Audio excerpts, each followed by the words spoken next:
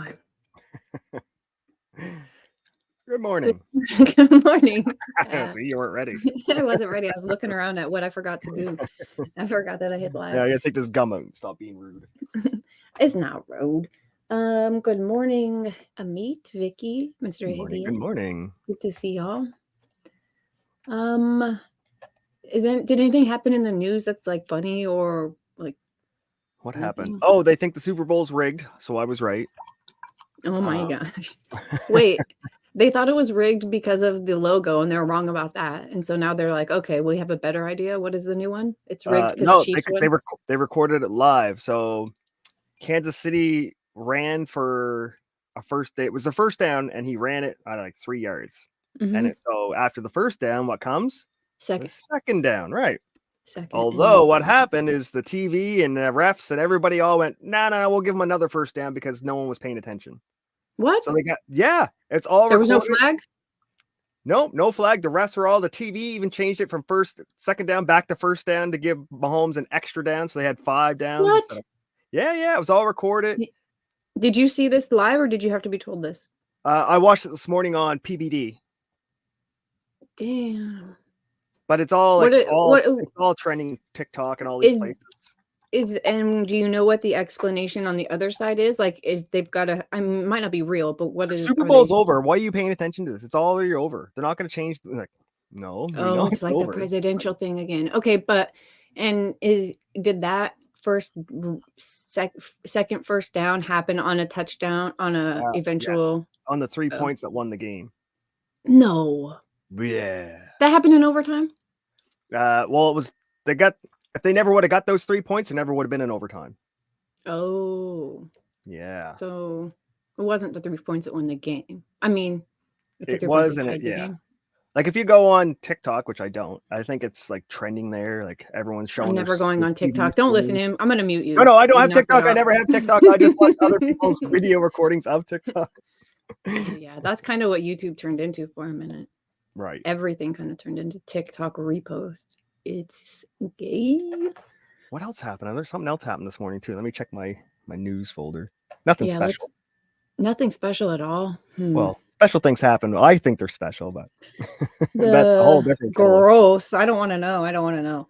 Did you see the girl who was thrown out of her car? And she got, like, when the car starts spinning and flipping and it threw her out of the car, it ejected her so high she got caught on a power line and her femur broke and exploded in the accident. And her femur was like the thing holding her hanging from the power line. No. And it's a sin because she was so cute. Like, oh, now she died? No, she's alive. She's alive. God saved her. She said, God. Oh, yeah, it's a whole story. I put it under my religious folder because she was talking about how God saved her and God, like, while she was hanging from the power line with her shoulder ripped off, her leg broken, like she lost her arm, she lost her leg. She said that while she was hanging and all this stuff, she's like thinking, I need to get my phone. I got to answer this call. Like she thought God was calling her and she just needed to accept the call from God, not to like give up life. Like it's a great story. That is good, but awfully good. Good and awful. And she got a boyfriend. She thought she had a breakdown because no one's ever going to want to love her, blah, blah, blah. But it turned out to be, a shitty good story. Well, yikes. How did she crash her car? Being a stupid fucking teenager. I was one of those and I didn't crash. What other factors were there? They didn't go into if she was drunk driving or not, which I don't know. Whatever. Oh, okay. They didn't tell you the details. She was young, yeah. But now she goes around and her whole life is just going to schools going, put your seatbelt on, bitches, because I wouldn't have got thrown into the sky if I had my seatbelt on. That is propaganda. The whole thing is probably a lie. I don't wear my seatbelt because thrown to safety is my thing. I fucking hate it. Listen, I put the seatbelt on because it beeps too much, and that's great for them that they figured out how to get me to do it. But every single time I'm like, yeah, strap yourself into this rocket, this freaking burning machine. I don't want to do it. Does the seatbelt alarm work for Black people? It doesn't work for my husband. He can't. It's at a pitch he can't fucking hear. I'm like, oh my god! I'll start counting. I'm like, maybe this is one of those cars that it'll go off after a few minutes, and like 5 minutes later, I'm like, You got to put your seatbelt on. I think I'm gonna buy him a buckle, just the buckle, so he can stick it in those seatbelts. Every I seatbelt said that to someone the other day. So I'm just going to go to the junkyard and buy a fucking buckle. It'd be like $3. Yeah, I mean, I'll buy him a brand new shiny one. I got 20 bones to spend on this annoying beep. I threw it in private chat if you want to see what this girl looks like, because they have video of her hanging. I don't want to see the video. And the most egregious part that I fucking could not imagine first responders doing, instead of getting the fire truck with the aerial ladder that is there, they have it there, it's in the picture like 10 feet from her, instead of using that to go underneath her, pick her up, bring her onto the aerial ladder and lower the aerial ladder to the ground, he just takes her broken ass leg and flips it over the wire so she falls to the ground on a bunch of people holding the blanket. Shut the fuck up. I can't make that up. I cannot make that up. Are you kidding me? She calls it a trampoline. Oh, that's what they did? I'm like, you could have snapped your neck. You could have fucking, because your femur, the arteries in there. Like, I think they tried to kill her. Holy crap. I couldn't. That was the most horrific. Like, her ending up the power line was amazing, shocking, physics, blah, but them flicking her off the power line. Do they show it? No, definitely not. Okay, I know it's recorded. It's recorded for sure because of the pictures they have. Everyone's there recording, watching. There's like 50 people underneath the power line, like crazy. Oh, I can't believe that was their best idea. They're like, flip her off, we'll catch her. Right. Like a cartoon. I could see if there was like, you're in the wilderness and you had no way to get her down to take her to a hospital, but the fire truck's there with the fucking aerial ladder extended. Like, he's talking to her, like, just let me get close to flick your leg, bitch. Like, can you just catch me here? Was she electrocuting? Was she? No, because no contact to the ground. You can hold those power lines with your bare hands, and she was only touching one wire. But if you're touching two of them, she was only one. Two. Yeah. So she was hanging there for a while because they first had to get the power company to come and turn the power off, so he could flick her leg. This is not the story I was hoping to start with. This is awful. Holy crap! Did you see the thumbnail? No, I didn't click on it. I don't want to see that. That's awful. No, it's not. It's not a horrible thumbnail. It's just everything I described in one image. Is it? Okay, let me click on it then and I'll show chat. She said one of the hardest things to learn to do after they cut her leg off was like she couldn't brush her teeth on one leg because she didn't have the balance forward. She couldn't wash her own hair. Like, her mom had to bathe her for a long time because she couldn't balance on one leg.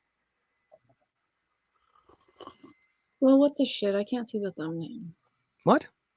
Yeah, because it just started the video and there's no thumbnail. Okay. Oh. Dismiss. I'll see if I can throw it. 3 days ago. I should be able to find it pretty easy. Rumble chat. Or I put it in Rumble chat for the Rumble. They can see it. I can do it. And so Hank put out a lot of content. Hawk. There she is. He beat me. See, he knew. He was on it.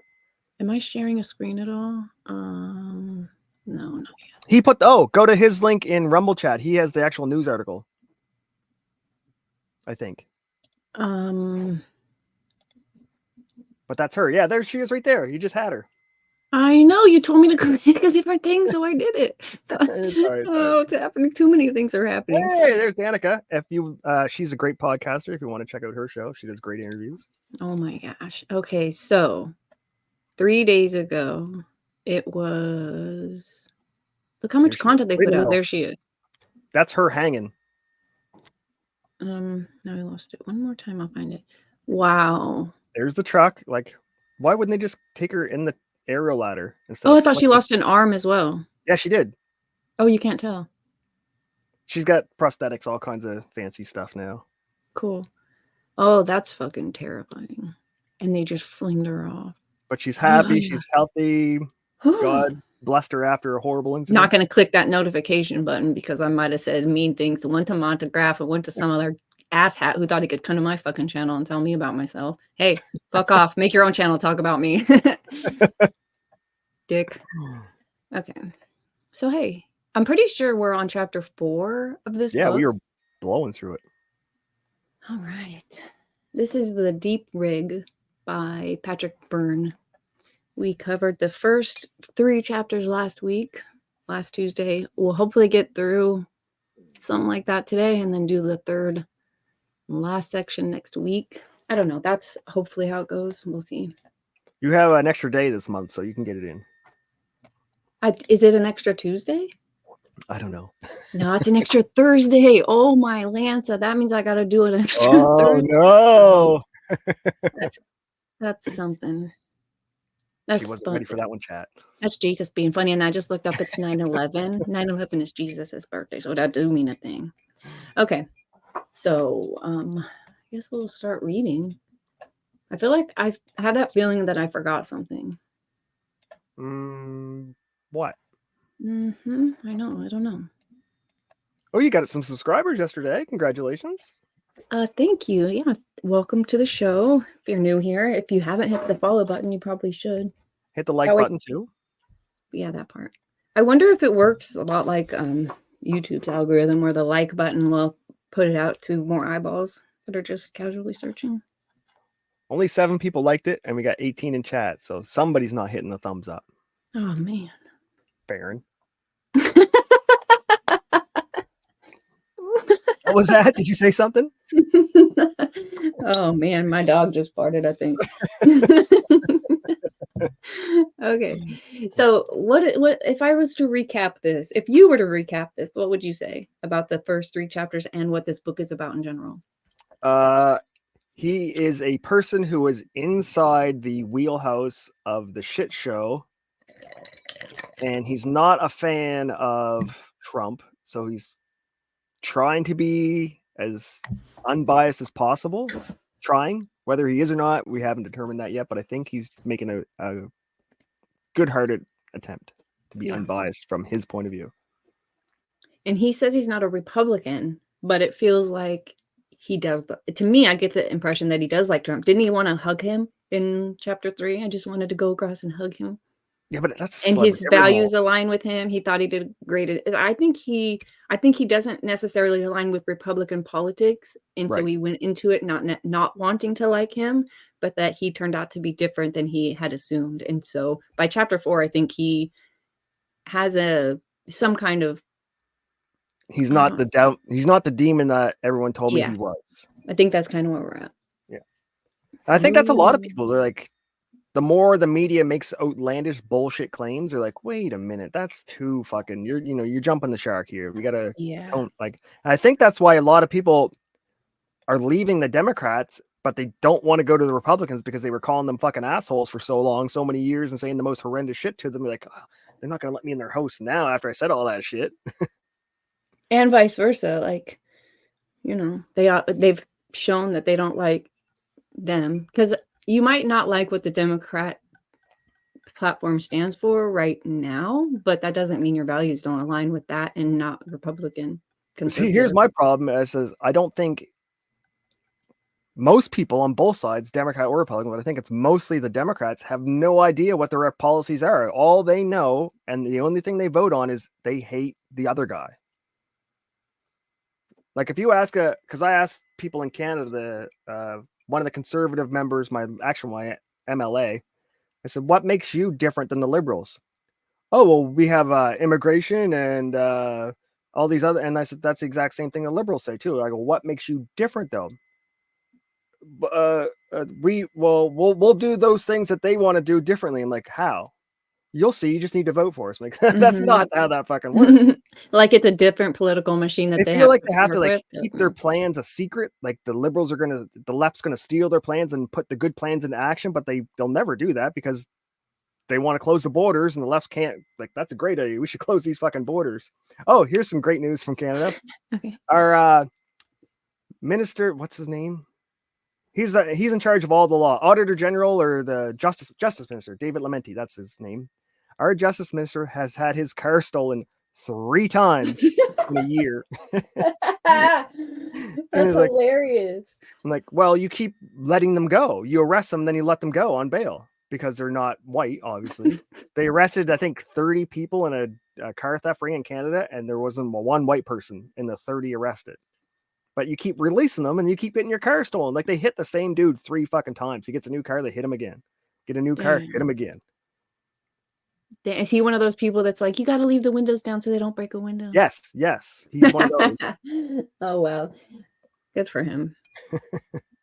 I mean, his insurance has to go up. Like, that's what he gets. I don't care. No. Now they want to say the Liberals we're gonna be tough on crime. Now they're stealing from us, we're gonna be tough on crime after 7 years. Like, really? Mm-hmm. That's retarded. All right. I don't understand why we can't just deport every illegal once they do even the smallest crime. First of all, you're already illegally in the country, so you broke the law there. And then you do like a misdemeanor or a felony, it should be automatic deportation, no trial, no nothing. You're just gone. That's why they need to get rid of the word illegal immigrant, because it has that legality. Humans aren't illegal. Oh, well, Yeah, yes, yeah, they yeah. are. Yes, they are. A lot of them. Like 20 million in America right now.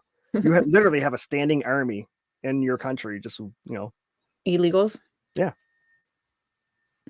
Yeah, that could be. Oh, you guys are giving $94 billion to help rebuild Ukraine, just so you know. Oh, I fucking know. Are you talking about that shit that came out last week? Was it No, I think it was it last week? Maybe it was. What are you talking about? I think I just BlackRock and somebody else won the contract to rebuild Ukraine. The war hasn't even ended yet, so you don't even know if you're going to be like, it's going to be Russia's. So America. No, Russia doesn't want it. Didn't say it doesn't want it. No, Russia won't. Why are they in there? They want it. Just fucking so they'll stop. No, Russia. Ukraine was part of Russia. They're just trying to rebuild Russia, make Russia what Russia used to be. No, it'd be like if Texas or Florida, California seceded from the U.S. and you're like, America's like, you're not taking California. Get the fuck out of here, lefties. And you just go in and take out. You keep California. You're just trying to get all the retards out of it.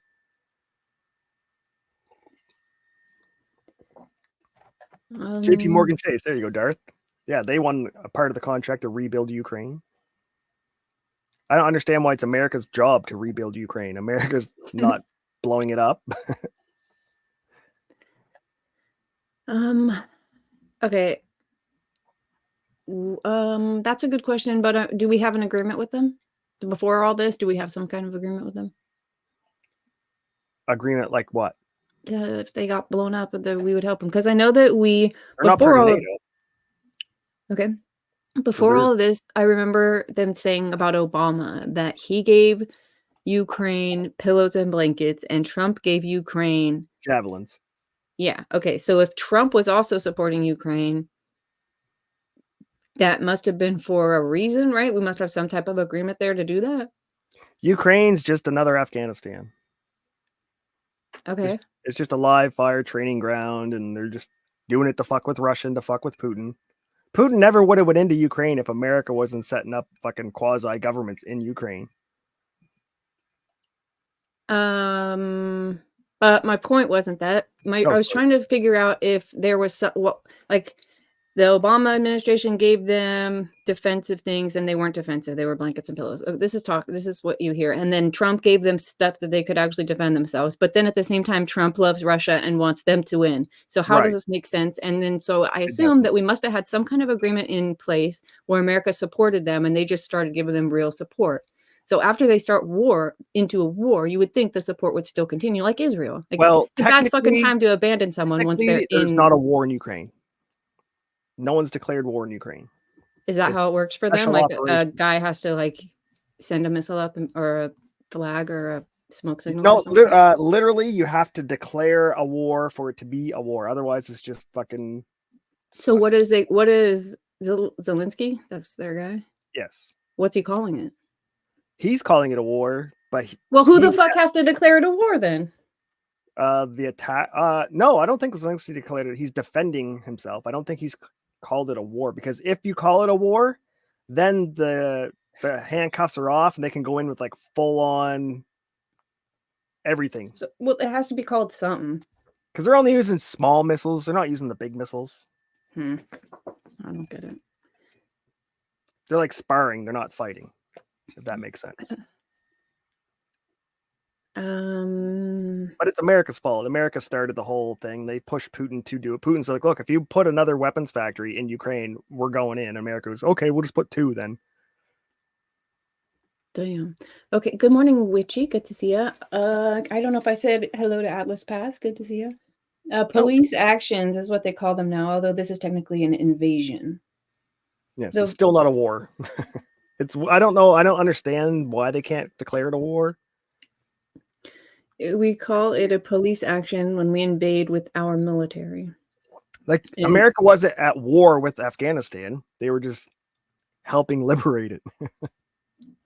Okay, I accidentally drank up all my coffee, so I'm gonna go get more coffee Uh-oh. before I start reading because it's cold now and I can't handle that. So don't tell them too much about Canada while I'm gone. Definitely don't try to get them to visit. That was awful. I should cut that part No, out I of would the never. last I show. would never wish that on anyone other than Darth. You literally said that. You said, "You guys, if you ever get up to Canada, you gotta, I don't know, try our maple syrup or something," and I had to mute you. Visit. Yeah, don't No, stay. see, you're about to start. Don't tell them to even visit. I can't leave them alone for a second. Okay, Sorry. I'll be right back though. One second. Yeah. You're mine now, chat. You can't mute me, Darth. I'm the only one here. Darth, we should charge you by the word. Every time you enter a word, it should cost you 10 cents, like the old text messages. Remember those days? Remember when it used to cost 5 cents per word to send a text? So people would like created all the shorthand, like R, U, like, yeah, that was because it was 5-cent words. That was nuts. 5 cents. Could you imagine trying to send a 5-cent text now? Anyone? I still have my original cell phone from like when did I get that? 1996 or 97? Still has a leather case. It's a brick. It's like, where's the camera? It's like 1.5 inches thick. It's awesome. I should hook it back up again. I wonder if I could. It doesn't have a SIM card though. And it probably has a range of like 300 feet. But it'd be funny to answer that phone in public.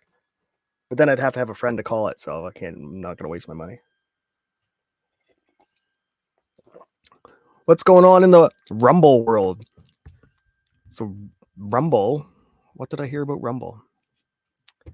I think they're having money issues. Did I hear that? I'm pretty sure I heard that. They're going around. They're trying to poach YouTubers. Apparently, I heard that they're going around to smaller YouTube channels and saying, "Hey, we see you got a lot of followers or people on YouTube. Why don't you come over to Rumble and we'll give you some money?" So maybe we should put the show back on YouTube and tell Rumble. Okay. And she's back. Sorry about that. It couldn't have taken that long. Maybe 1 minute. Hopefully we didn't lose too many. I'm having hot apple cider today. Ooh. Did you make it yourself? Switching it up. Yeah, I put the powder in the cup and poured the water in. Nice. I did make Rice Krispie squares this morning myself from scratch. Nice. I feel like I just learned something about a marshmallow. I wonder if it was in my dream or if it was real. Do marshmallows grow under the ground? Do marshmallows grow? No, I don't. Okay, never mind. Forget it. That was a dream. All right. But did you know if you take Cheerios and bury them in the garden, they'll grow bagels? I'll try it. I should put one behind me. Grow a bagel. How often do you have to water it? No, it waters itself. Oh, hell yeah. I could grow bagels for sure. Easy. All right, let's start. I got to start. It's 20 minutes. We got to get into this. I'm ready. How the crisis could have been ended fairly and quickly. I have covered the subject of why I was learning about election fraud in the months preceding November 3rd, irregularities in the November 3rd, 2020 election that matched what I had been warned might occur, and evidence of foreign entanglement in some of these irregularities. Now I turn to the subject of what I was hoping to have done. I'm going to do that now so as not to leave the reader in suspense, and so that the reader might accurately judge the subsequent actions I took and decisions I made along the way. All right, so he basically told us why, and now he had, this is what he would have done. What is it I thought should be done? What is it I thought should be done? Okay. I'm a little bit slow again today because I did a little bit. That bear with it. No, I had my coffee, but I did the can of butter again. Oh. It's a stutter in my brain. Did you do it 50-50? I added more coffee this time and no can of butter, so I'm like, come on. Okay. By the middle of November, it was clear to me that we as a country were facing a constitutional novelty. I knew by then that election 2020 was an egg that could not be unscrambled. In 6 swing states, there had been an unknown amount of election fraud, but apparently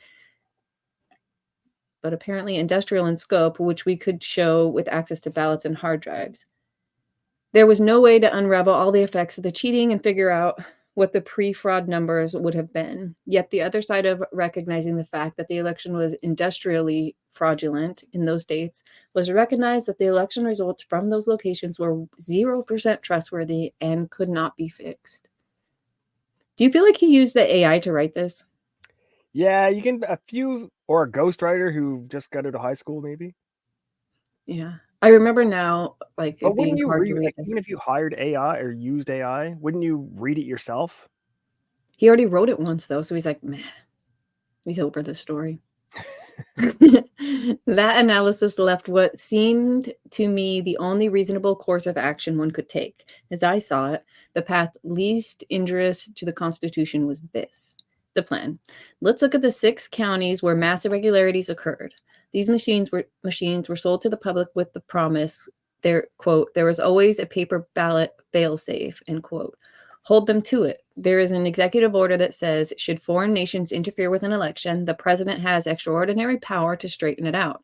Let them direct a federal force to go to those countries and open counties and open up the boxes with the paper ballots and count them on live stream TV.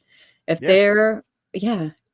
there are not big discrepancies, Trump concedes. But if there are big discrepancies, we would rerun the election in those 6 counties or states using that federal force. Yes, it would be a bad precedent, but so would trying to force down the public's throat an election that had been rumbled by goons in 6 key cities and about which between 33% and 47% of the population has significant doubts. That's not healthy for democracy either. I figured the initial live stream reread of the ballots in 6 counties would take 3 days and, if called for, the election to be rerun in those 6 states in 30 days. I've never read this before, so I read some things at the end and some things at the beginning, so this is new to me. I hadn't considered that there could be a live ballot recount. God, we could have done some dope history. I don't know why there isn't. That's what blows my mind, is why can't we have a paper count? Like, that's when you see that image of them putting all the cardboard in front of the window so people couldn't see in to see what they were doing with the paper ballots. Like, look, there is a plant that is called marshmallow, and they used to make marshmallows from the root, not anymore. See? That's like I had half of a fact of. See? You're on the Nova train. Just slivers of information. Good morning, people kinds who like to fuck liberals. Hey, wait, what type of fuck are we talking about here? Good morning, libtarded. Pluck. We just started this, so you haven't missed anything. What federal force would be right? I favored a combination of U.S. Marshal Services and the National Guard. The country needs to trust the results of those in military uniform. The country needs to trust the results, and those in military uniform enjoy the highest trust level from society. In addition, the National Guard, our sons and daughters and coworkers, our citizen soldiers, live among us. However, it could have been the DHS, the FBI, the DEA, but the counting would have to be federal and shown on live stream from each counting operation, which is why in early mid-November, as tensions started to escalate, I was hopeful that brisk action could be taken. The results would create an outcome where President Trump would either say, quote, no big discrepancies, fine, I concede, end quote, or he would say, quote, yes, there were discrepancies in the hundreds and thousands of votes in each of these locations. We are rerunning the election in those states using the National Guard. End quote. If undertaken with dispatch, the first matter, a federally supervised live stream recount, might have been resolved in 3 days. If discrepancies appeared, the return of the election might have been resolved in time for normal operation of the Electoral College on December 14th. Because that was how did I get here? That would have been 30 days, like they said before. So that's it. That was the plan. It went through various elaborations, various nice to haves, but at heart, that is all that was sought by myself and the team of cyber ninjas with whom I was working. Oh yeah, I forgot all about them. That's us. We're cyber ninjas. That's not us. We are. What could we be called? We'll think about that. I'll put a pin in that. It's not cyber or ninja, so it has to be better. That is all that was needed. The alternative was accepting a highly irregular national election that would divide our nation for years. That is why I say this was a 3-foot putt. maybe easier. Seems rather tame and reasonable to me, though I suspect we are entering an era where the thought control goons will label the plan I just described as extremist. Most likely. We could have resolved this constitutional crisis in days or weeks. I think it would have been far less injurious to the Constitution than what has happened instead. An election whose integrity is doubted by 47% of Americans, who has been shoved down the throat of America, and in order to prevent any further backsliding, the goons are considering sedition laws that tell roughly half the population that they are terrorists. That is also insulting to the Constitution. 100% agree. Like when I hear sedition, I think of England and like the king, like going in and killing people or taking them out because they said the king farted and smells funny. Like that, in my mind, that's sedition, and that should be not even a word in America because it's, you know, making fun of the king. Oh, I see what you're saying. Well, either way, we have sedition laws. I think it is clear in retrospect that the solution I described would have left us with more confidence in our government than we have today. Yet I get ahead of myself. I have explained, dear reader, which is weird to call us.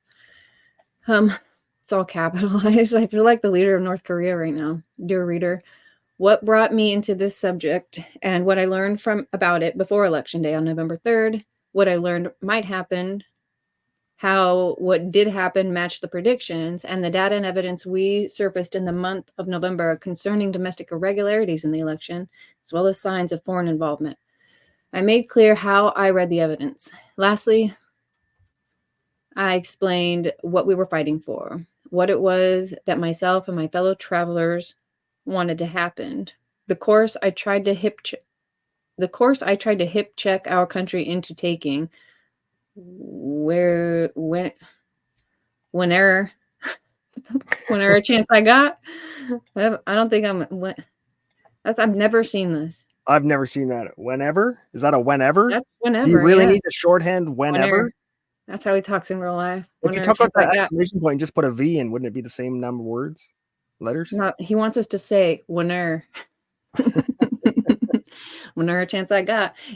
I don't know. This guy was white, right? So maybe it's just how he speaks. Whatever. Like Southern. Whenever chance I got. As the weeks and ultimately 2 months unfolded. Lastly, I argue it was a less extreme path than the path that has been taken, which may include the government implementing police state-style laws on the grounds of stopping extremists, such as people who see anything strange about any of this. So, now you know where I'm coming from in the story that follows. Those were the grounds of my suspicions and the course of action I thought would minimize injury to the Constitution while doing our best to sort out an election that had been hopelessly compromised. It's an egg that could not be unscrambled. I wrote then, believing that once that truth was recognized, the plan that I proposed made the most sense. For all I know, that point of view may be called extremist today or tomorrow. Now I shall rewind and pick up a parallel narrative. This parallel story starts about a week after the election, November 9th, with a cyber ninja and I walking into an office building in suburban Virginia, just outside of DC. We had a still fragmentary yet already compelling reconstruction of what happened on November 3rd and the days immediately following it.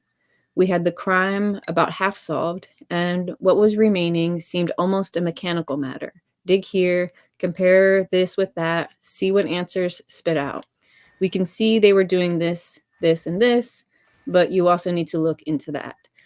I and my cyber sleuth colleagues walked into that building to take a meeting with Sidney Powell, Esquire, esteemed lawyer of Michael Flynn, the People's General, and with America's Mayor, Rudy Giuliani. That's who I think Trump should put in for his like Auditor General for all of America. Put Rudy in there.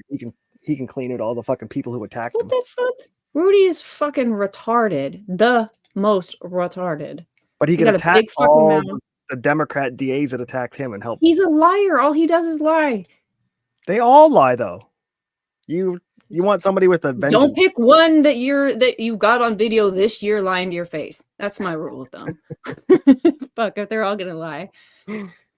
I don't like Rudy at all. Wow, we already made it through that chapter. That was fast. All the president's team. Sorry if y'all are Rudy Giuliani fans in chat, but that motherfucker, when you look at court documents and listen to his lawyer and then watch this fool run his stupid mouth outside the courthouse, you're like, he's just lying to the people because he knows what they want to hear and he's got a narrative. It's frustratingly retarded. Old, nasty. Anyways. All the president's teams, November 9th through December 17th. I guess they look at themselves as pulling each other in every direction, so you go nowhere. I will refrain from saying too much about my relationship with Sidney Powell. For one thing, it started off with me walking in with information, but over time it became something like I was working for her, helping her get answers to her questions. Then, if I recall correctly, she became my lawyer. Wow, okay. Something interesting. Could have really thought about the timeline before you printed this. Whichever it was, the relationship became something for which privilege surely applies. One cannot selectively waive privilege and just share things one wants to share while claiming privilege to the others. You can't? Okay, so it says one cannot selectively waive privilege. He's talking about attorney-client privilege and share what he wants and then claim privilege over other things. I didn't know that. I thought you could. Rick Ricada is doing that with Vic Mignon, isn't he? They're not. He wasn't his lawyer, but he wants lawyer-client privilege. He said there could be instances where he could exercise that privilege, but I don't. I guess anytime you give legal advice, you could say that. I think you have to pay him. Isn't that the old trick? Give somebody $1. Robert Byrne said, "Give me $1." So that we can have anonymity or this like privilege? You can't just say I talked to a lawyer. Like, yeah, but did you hire him? Did you give him a retainer? That's why you say, "Give me $1 now." Say whatever the fuck you want. Oh, I don't know.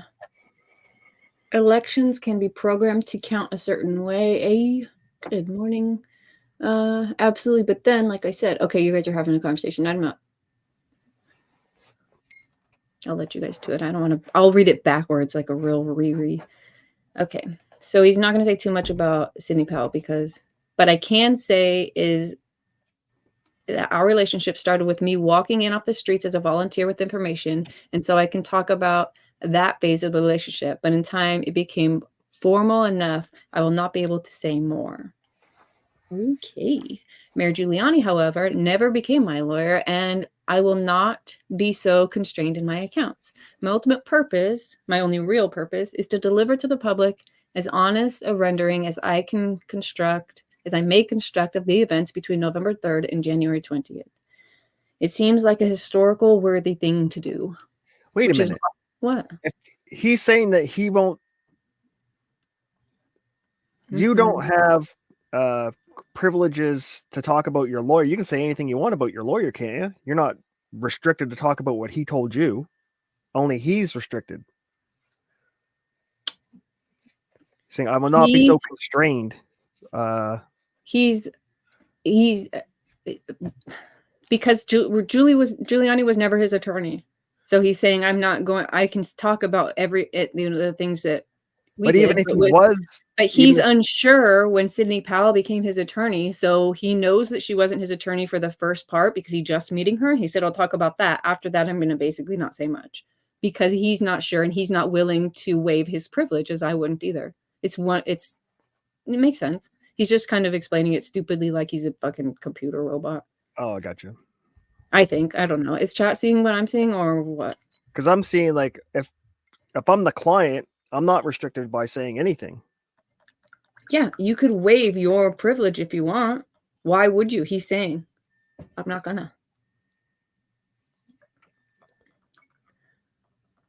I don't know, it just seems weird. I will not be so constrained in my accounts. Because he's not the attorney. He has no privilege to exercise here. It doesn't exist. He does not want to waive his privilege here. It's a giant privilege, and they must have said a lot. And so he's like, there none. There can't even be a shadow of privilege here. Why would I restrain anything? He's just telling us why he will say more about one dude and not the other. It sounds like. Okay. The chat's not telling us. Witchy just laughing. For my part, though, they thought of me as an entrepreneur. I introduced myself to them as the proprietor of this website, deepcapture.com. I pointed out that back in 2008, it had won numerous awards for its business investigative journalism and had also been voted the best journalism regarding corruption within the US. I may have done other things in life, but in addition, I'm a journalist and I have the rights any journalist has.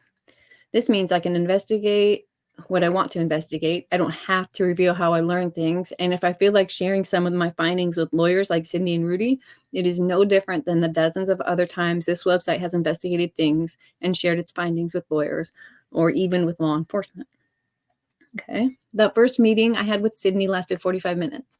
When I arrived at the office, a strange hum hung in the air, as it does when people have just had words.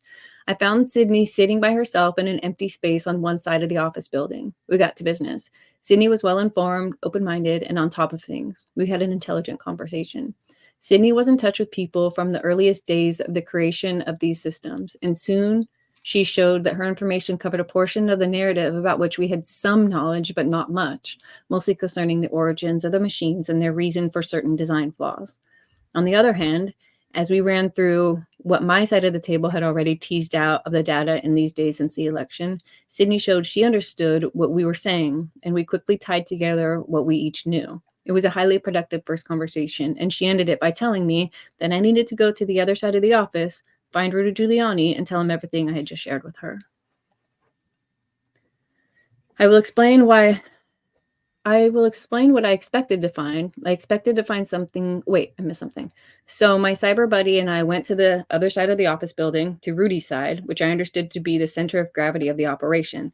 I'll explain what I expected to find. I expected to find something like what we were creating, as I described in the previous chapters, a command post staffed by quants and cyber ninjas and lawyers. The quants would be doing statistical work, driving answers to feed lawyers, being notified of such irregularities as I have walked through previously, and would be availing themselves of whatever remedies the law surely provided. I figured there would be a war board with the states in question having boxed out all the relevant data, progress, and to-dos. There would be an information loop, obviously, such that the campaign headquarters in each state would be on daily conference calls to receive updates on progress. Thinking that may be a fair bit for one 78-year-old gentleman to manage. I imagine Rudy might have some strong COO, perhaps a lawyer, or perhaps an executive who might be keeping assignments on track. What I found is this. The place was 20% empty and another 30% were packing out their desks. One conference room held a number of lawyers around a table. At least 3 of them were solid. These lawyers were each assigned one or more states, yet there were things going on at the state level and below. Local lawyers were jumping in with actions of their own.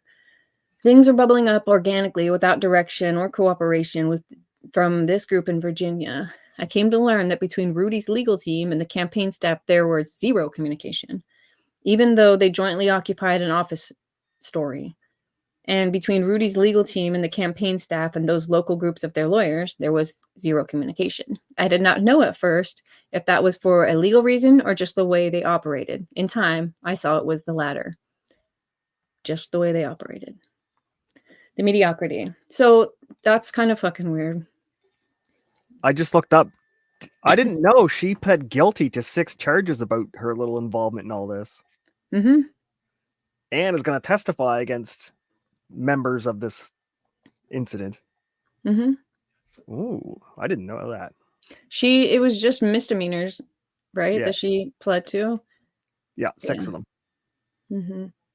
Conspiracy to intentionally interfere with the performance of election duties. 6 years probation and agreed to testify.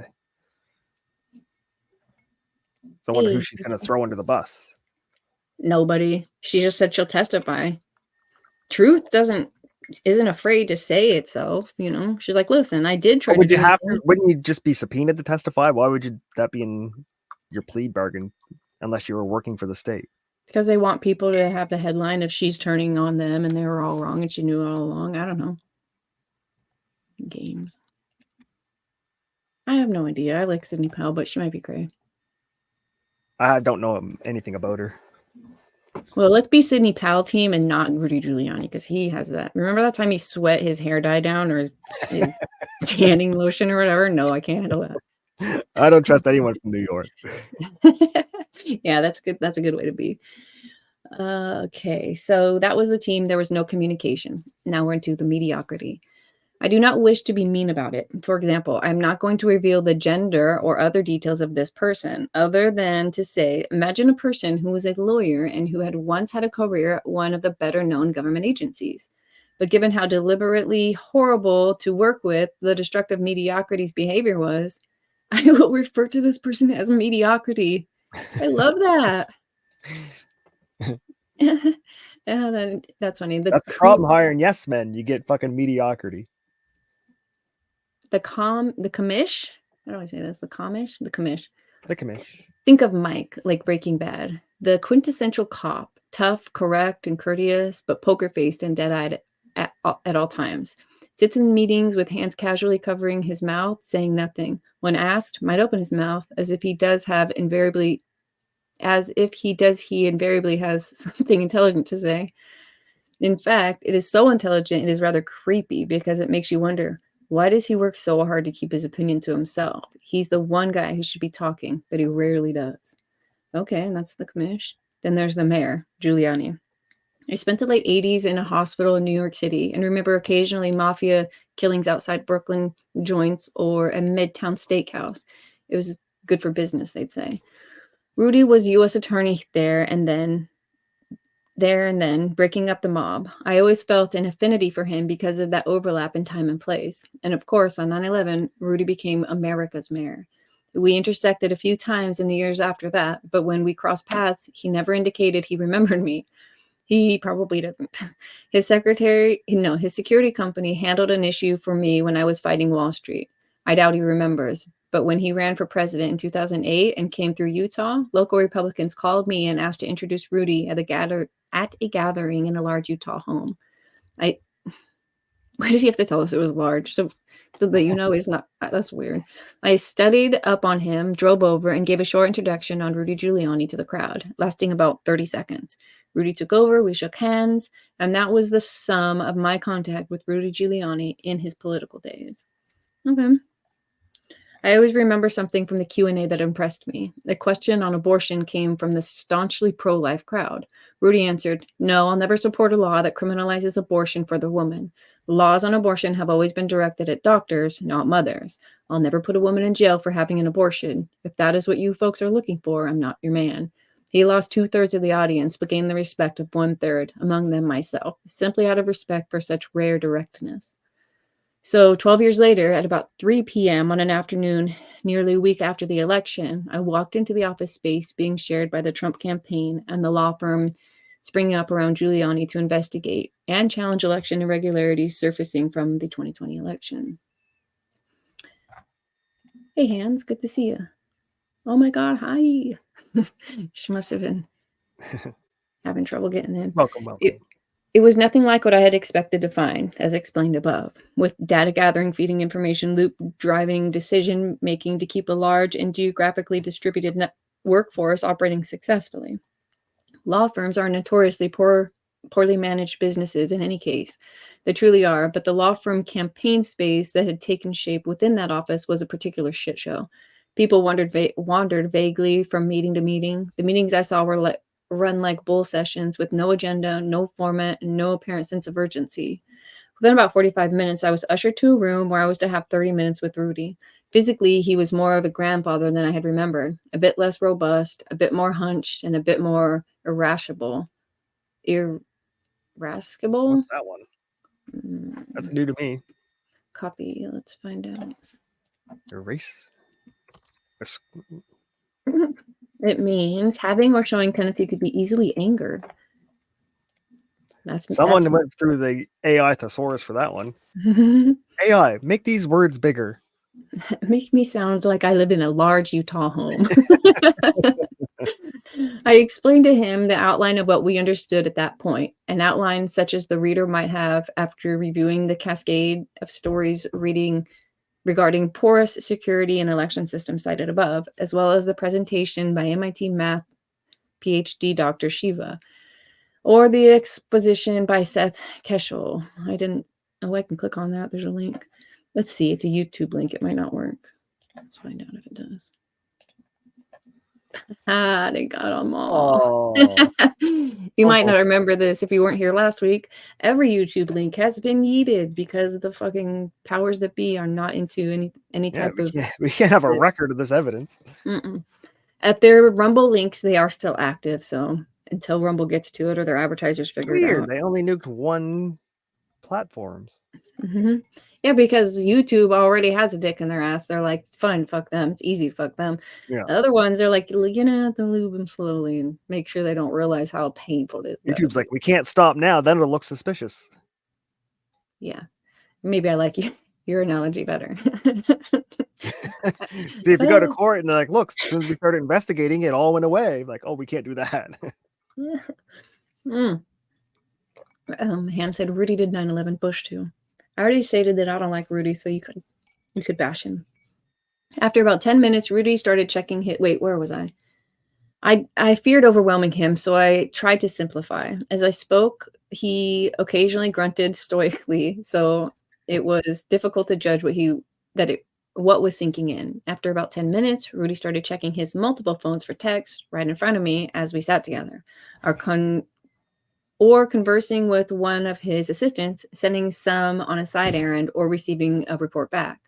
It felt strange to be talking to a man who was paying so little attention, but the commish sitting on the side motioned for me to continue. After 30 minutes, I was ushered out of the office, but told to hang around. Eventually, I was brought back into the smaller room with Mayor Giuliani and asked to explain what happened. Realizing I may have overwhelmed him with my earlier explanation and gotten lost in the forest for the trees, I broke it down simply and slowly, like one would for one's 76-year-old grandfather. Again, within 5 to 10 minutes, he was fidgeting, grunting on occasion, sending people on side errands, checking his multiple phones for texts, and typing responses. Meanwhile, tried to stay on track. Yet there was a moment 15 minutes in when I got a whiff of something in that small office. Medicine? Booze? Just as I was taking a sniff to determine, someone rushed in with some unrelated issue and I was escorted from the office. Oh, the shade. I knew this old fool was drunk. How dare you? Tucker did Nord Stream, though, Putin said. Wait, no. I don't remember. America did it. Nah, yeah, the CIA. Biden threatened him openly. I don't know if you've seen that video clip. Biden said, if you invade, we will blow up the pipeline. Oh, you're talking about that? Yeah. And then lo and behold, the day, like 2 weeks after Putin invades, they blow up the pipeline. Or the day of. Might have even been the day of. Again, I wandered around among the staff.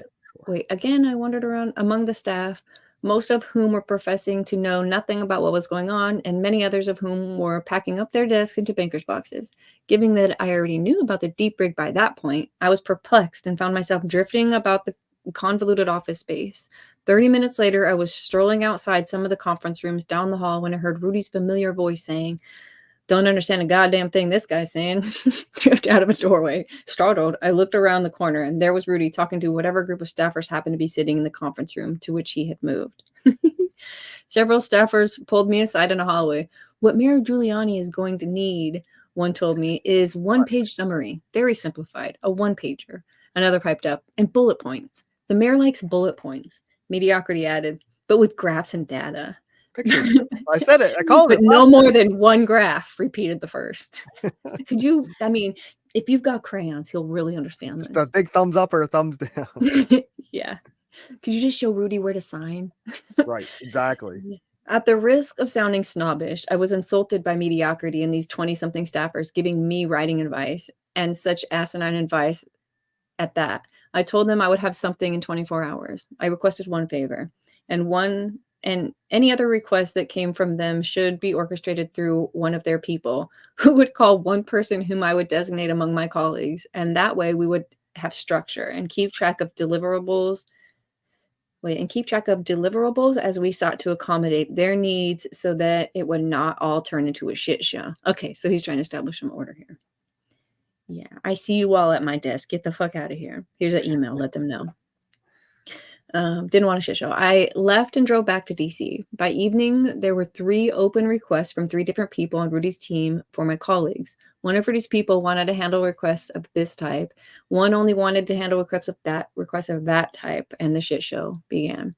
Before I continue with my story, however, I wish to be clear that I do not claim that everyone in that large but melting office space was incompetent. As I said, there were 3 smart, competent, skillful lawyers, a fourth, if one counted a constitutional law scholar who was in and out. Yet the atmosphere was of despair. Staffers were wandering around in the dark, and the meetings seemed like sophomore bull sessions rather than anything organized and disciplined. From contacts with several staffers over the weeks that followed, I learned what had happened just before I arrived that first day. Rudy had declared to the lawyers, including Sydney, you can never prove election fraud in a courtroom. He insisted it was not going to be part of their legal strategy. Instead, the strategy was to challenge the election in various states on procedural grounds. In this state, this one county had this set of rules. This other county in the same state had a different set of rules that violates the Equal Protection Clause of the 14th Amendment. No. So I was correct. Just before I arrived, there had been a blow-up before Rudy and Julia and Sydney between them, ending with Rudy shouting at Sydney and sending her away in front of an office of dozens of people while declaring that none of this was going to be about election fraud and putting his staff of lawyers to work on procedural filings. This seems like an episode of Trump's The Apprentice. Like, I know you didn't watch it, but this is what it feels like, is that he just has people doing like The Apprentice show in real life. Rudy, you mean? Yeah, he's like part of it. Because the part of the show is he brings all these celebrities and they have to go and like fundraise a bunch of money. So he's like, go do your project, you go do your project, you go do yours, and then come back and I'm going to pick the winner. So they're all just trying to do the like just as crazy, like harebrained ideas as they can come up with. Well, this just confirms that Rudy's a old fucker. I didn't like him before. I still don't like him. And guess what? His big plan didn't work out for him whatsoever. Because he can't understand what the people in front of him are saying. Let him stay alive should tell you everything about Rudy. Too many graphs, not enough pictures, too many words, too many pages. So he didn't even understand what was happening. Right. Which is why it makes sense. Because in the courtroom and in the court documents, there was the truth and the story and what was happening. And then there was Rudy out on the sidewalk saying the fucking opposite. You're like, what? That does not make sense. But he just couldn't understand it all, maybe. Allegedly. That afternoon in early November, the first time I arrived in their building nearly a week after the election, I had stumbled in on Sydney just as she was recovering from that exchange. And Sydney had sent me to talk to Rudy because she needed someone else to explain what she was herself just realizing. A new form of election fraud had emerged that was not about hundreds of dead people voting in a city, but was about the possibility of several hundreds of thousands of votes being injected into each of the several locations. Rudy had not been processing any of it from Sydney and probably did no better from me. And that was why he kept trying to talk about how Joe Frazier was still voting in Philadelphia. So he's looking at the little thing and they're like, what the fuck? But yes, still, that's probably a problem. So it is like those little things, a dead guy voted is right. It is voter fraud, but unless you have 100,000 of them, it's not really changing much. Yeah. Over that weekend, Sydney sent a brilliant female junior attorney over to sit with me and a few of the Dolphin speakers. That junior lawyer had anticipated staying 30 minutes, but after an hour and a half, she went into the next room and called Sydney. She told Sydney that we had the goods, or at least a well-developed understanding of what had gone on in various states and even specific counties. This makes sense why she was talking about the Kraken. If these cyberdorks, that's what we could be called, cyberdorks. Because like I said, it cursory look, past the first 10 pages of most of these docs, you're like, oh shit, there's a lot here. Most people don't get that far. So when Sydney's like, release the Kraken, she's talking about a computer system. Right. And they're like, oh, okay, some weird pirates reference, So that makes sense if she got into this group. From that point forward, our relationship with Sydney was perfect. As we researched and made discoveries, we brought them to her and her staff, and they would listen closely, patiently, and ask intelligent questions. Then they began incorporating the material into their pleadings. That being the case, I will say no more about how Sydney and I worked, because they started doing lawyer shit. Mark Twain once ended a long letter to a friend by writing, "If I'd had more time, I would have written you a shorter letter." From those 2 days after meeting the mayor, I had the time to draft what his staffers had requested, and 48 hours later, I was putting the finishing touches on as simplified a one-page summary as I could create. My aim was to pare the story down until the mayor could not lose the forest for the trees, and the mayor would grasp the entire narrative in a succinct one-page bullet point read. At that point, once he understood the big picture, we could begin diving in on each subclaim.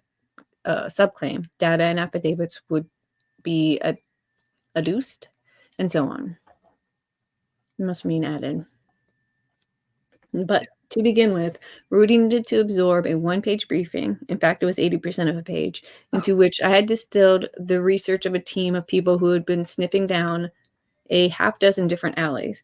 It was concise and clear. I included a second page of one graph concerning one state backing up a claim made in that one pager. Once Rudy got it, I thought once we agreed where we were, I would supplement with additional graphs for the other relevant states. Affidavits that were being gathered would be adduced to document each of the other claims made, and so on and so forth. But this time we were going to crawl, walk, run, in that order. At 11 p.m., I got a call telling me Mayor Giuliani and entourage were dining in such and such at Georgetown restaurant, and would I mind bringing what I had written to them? I got dressed and went, but when I arrived, his security told me to wait in the bar.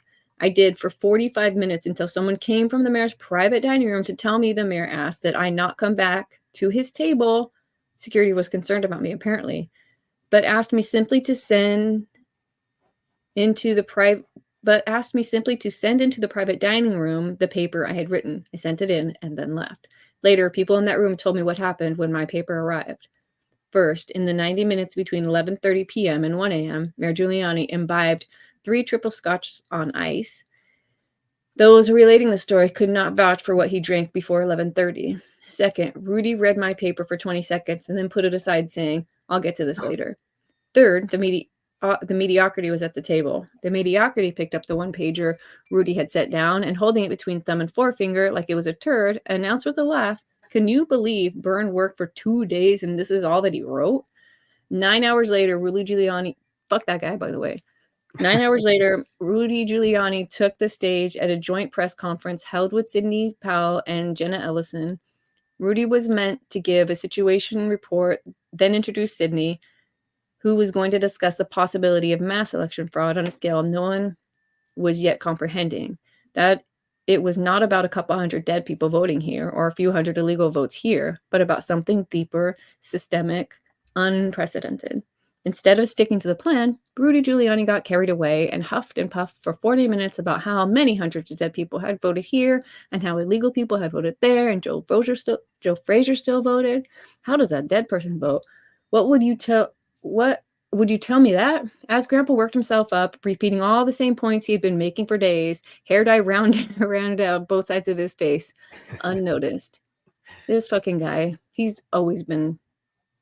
That's not America's mayor. Y'all can't have him in New York. What did he use for hair dye? Shoe polish? It's probably also like his face dye, his like hair, his self-tanner. Don't you think? No, I thought I saw like it was black. I'm gonna look it up right this moment. Rudy Giuliani gets... I don't think it was makeup. I think it was like his actual like cheap ass hair dye black was like leaking. Hair dye. Let's look. Come on, internet. There it is. Cobra Light. Yeah, so he's black. So it's just whatever he's... There's Grandpa getting worked up at this speech we just heard about after not understanding both sides. What a fucking prick. How dare you call somebody into dinner, make him sit in the bar and wait 45 minutes before dismissing him? Give me your dumb paper. You son of a bitch. What did they use? Like a Bic pen or a marker or a Sharpie? Like, it's probably like a spray. It's probably it's hair club for men, but it's colored version. See, it was here originally, but he probably wore glasses. I don't know what's happening here, dude. And how do you not feel it running down your face? He's it's on the map. That's not America's mayor. Fuck that. Instead of, oh yeah, I already read that. 9 hours earlier, he had thrown back 9 shots of whiskey in 90 minutes. 9 hours before that. Another story that came to me from those times within Rudy's office. One Pennsylvania lawyer, a female, had taken the job of preparing a filing in Pennsylvania. She received a message from opposing Kirkland and Ellis counsel that was so unprofessional, so threatening, that Kirkland later had to withdraw from the case. She also received a death threat. Shaken, the female Pennsylvania lawyer sent her draft filing to Rudy's team, but withdrew her representation. Rudy had to find a firm overnight that would finish the Pennsylvania filing. He found a lawyer in Texas with election experience who finished it and got it filed in Pennsylvania. Overnight? Holy crap.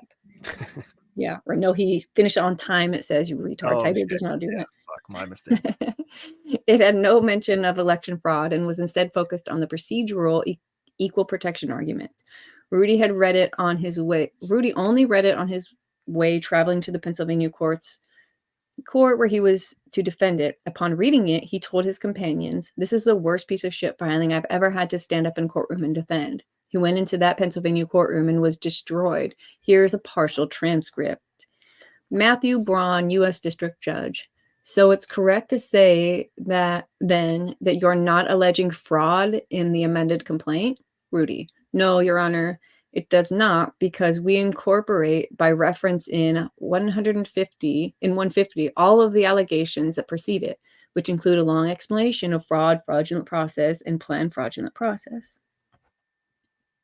Judge, I understand that. So does the amended complaint plead fraud with particularity? Rudy, no, Your Honor, and it doesn't plead fraud. It pleads the plan, the scheme that we lay out in 132 to 149 without characterizing. Oh, it pleads the plan. Uh-oh. This fucking guy he's in the president's ear. We got a call from Rudy's team that we needed to have a set of computer forensic specialists down in Georgia the following morning. They would be provided access to a set of voting machines they could exploit. The licensed and certified computer forensic people demanded answers such as, where are the machines? What kind of machines are they? Tampering with election equipment being a federal felony, under what legal authority will we be operating? Will there be law enforcement there to review and document all actions taken for any chain of evidence questions that might later arise? The response from Rudy's team was, we've got all that covered. Get down to Georgia, stat. With misgivings, I caused the requisite people to fly into Georgia from various locations. They were driven to a precinct there. It turned out someone had indeed vaguely promised that access would be given to machines, but that person was not there that day or had changed his mind. The Dolphin speakers sat around and then were driven to another precinct where this time they were told there would be someone with a court order granting them access to certain machines. No such person was there, but a group of hostile county employees was. Again, they sat around waiting for Rudy's lawyer to arrange paperwork, but nothing arrived. After hours of waiting in a parking lot in the early evening, they drove away, and as they sat at a traffic light half a mile down the street, they saw 17 police cars, light bars flashing, go rolling by on their way to the building my cyber buddies had just left. My pals quickly and safely returned to their respective homes. I'm just going to say 17 is not in here for no reason. We're going to move on. Over the next month and a half, a number of my colleagues interacted with Rudy from time to time, afternoons, evenings, and weekends. Nearly all mentioned 2 things: the amount of attention he was paying to his daily podcast and his drinking, those 2 things. His own staffers joked with us about it. Those who were around knew him. Almost every evening, Rudy was toasted. That and his podcast were the only guarantees in Rudy's life. What a weird old dude. It's like the Nick Rekieta parallel. 2 shit lawyers drinking their life away. Yeah, so I guess what brain doesn't get everybody? This boy is still doing it at 79. Didn't they say it was 78 or 70 something? Let me find out. Is he doing it well? Well, that's true, but yeah, no, I guess not. Rudy. I'm gonna find out how old he is real fast. 79, I think. 79. Yeah, his birthday is in May, so he will be 80 this year. Okay. In that first week after the election, we had fashioned an operation of some kind. We had cyber ninjas and quants before November 3rd, but by a few days after the election, we had so many volunteers plus many witnesses. Let me just make sure I'm on the right page because this feels like, yeah, this is right. He's very repetitive. We had cyber ninjas and quants before the 3rd. By a few days after the election, we had many volunteers, plus many witnesses and whistleblowers and people with relevant stories seeking us out.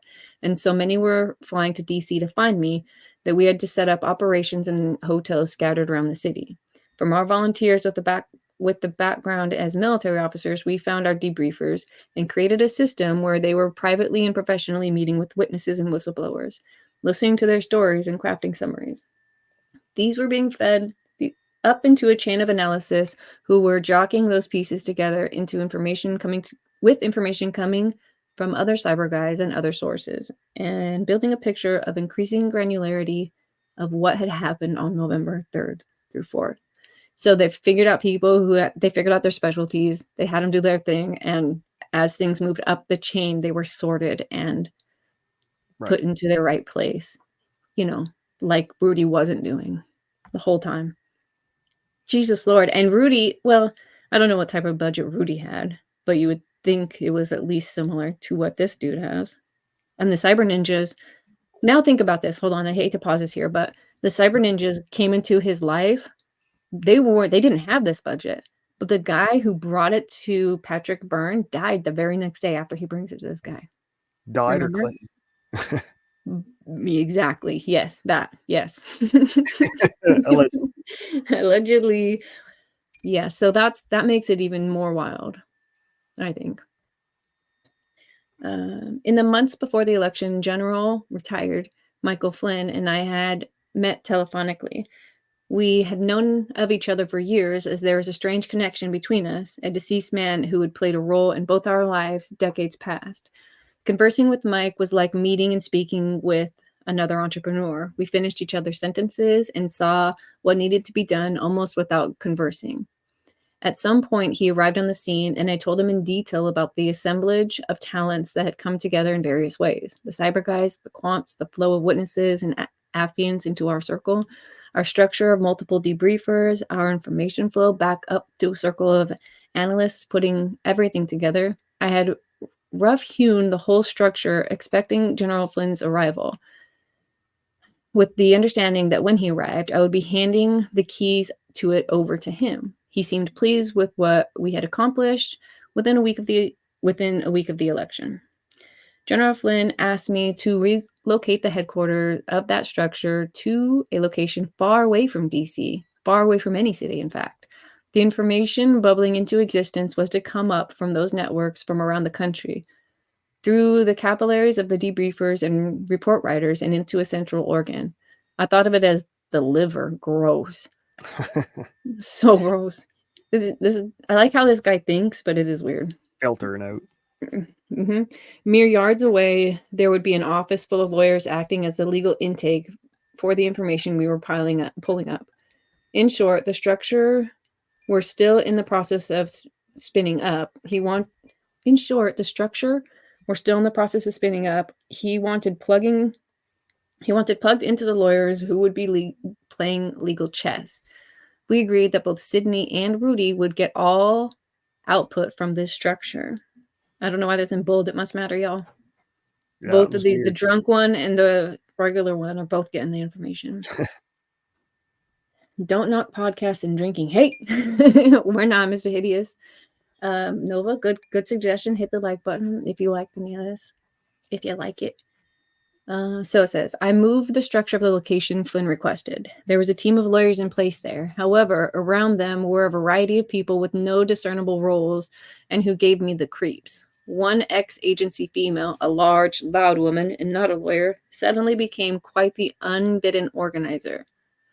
Another participant, a cocky Englishman with a military background, suddenly announced that he was gatekeeping between this room and that. It all began giving me quite a nasty feeling. But after only 2 days, I got word from Flynn. Things having been stood up and roughed out as we had agreed, Flynn wanted to fly in and take over and have me go back to DC to start speaking to the public. We agreed we would cross paths for 30 minutes in a certain location as we switched places. Ooh. I love this. This sounds like some spy shit. Whoever is smart and like really good with an editor ought to take this in chunks and make videos of it. I thought that when I first read it, like the end parts, I'm like, what? This is how it worked? Man, I wish I could put visuals to this because it's a lot. And to put it in smaller chunks because most people are like Rudy Giuliani. They can't. I bet you they put a barrier between the 2 rooms with Rudy, so that guy would stop anybody seeing Rudy fucking too fucked up. Probably. I got ready to leave. I asked the Brit to pass on 3 key messages to someone I was not going to have a chance to see before leaving. He agreed. I said each one simply, and he nodded curtly after each. When I was done, I asked him if he understood. He said casually, "Yep, got them all." "Okay, please repeat them back to me," I told him. He stared at me, unblinking. "You say you got them, so repeat them to me." He could come up with nothing. He had not actually listened to a word. I told him to get a pen and paper and make 3 notes. He did so begrudgingly. For some reason, I was supposed to take the ex-agency woman back to DC with me. We drove to the location at which Mike Flynn was arriving. Once there, the female slipped off to the side and told someone that she had learned something that meant she had to stay behind. Flynn arrived, and we had 30 minutes on a tarmac together. We caught up, synced up. I told him that I had misgivings about a British guy who was at the camp and about an ex-agency woman who was hovering around me. Then I left.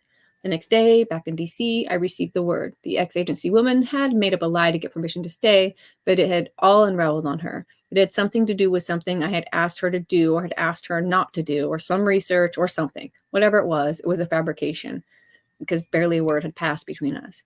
Designed to get herself turned around and reassigned to stay in that operation in the countryside. She was confronted and spilled the beans, blubbering that she was accidentally working for someone else and was supposed to stay down in that operation in the countryside, spying and reporting back. They also confronted the cocky British guy, and though I think he never broke, I was told he was implicated in the minds of everyone there. Security walked both characters off the premises. After their departure, a device of some kind was found wired in one of the key rooms of the premises. Bum, bum, bum. This is not to say...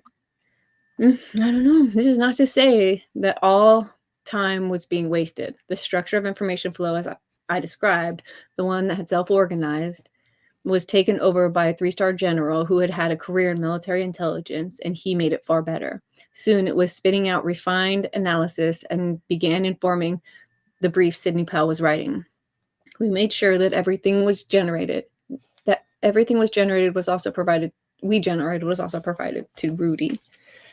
That is the background to presentations such as ones I have been referencing. Again, for an excellent example, watch Seth Keshel here. It's YouTube. It doesn't exist.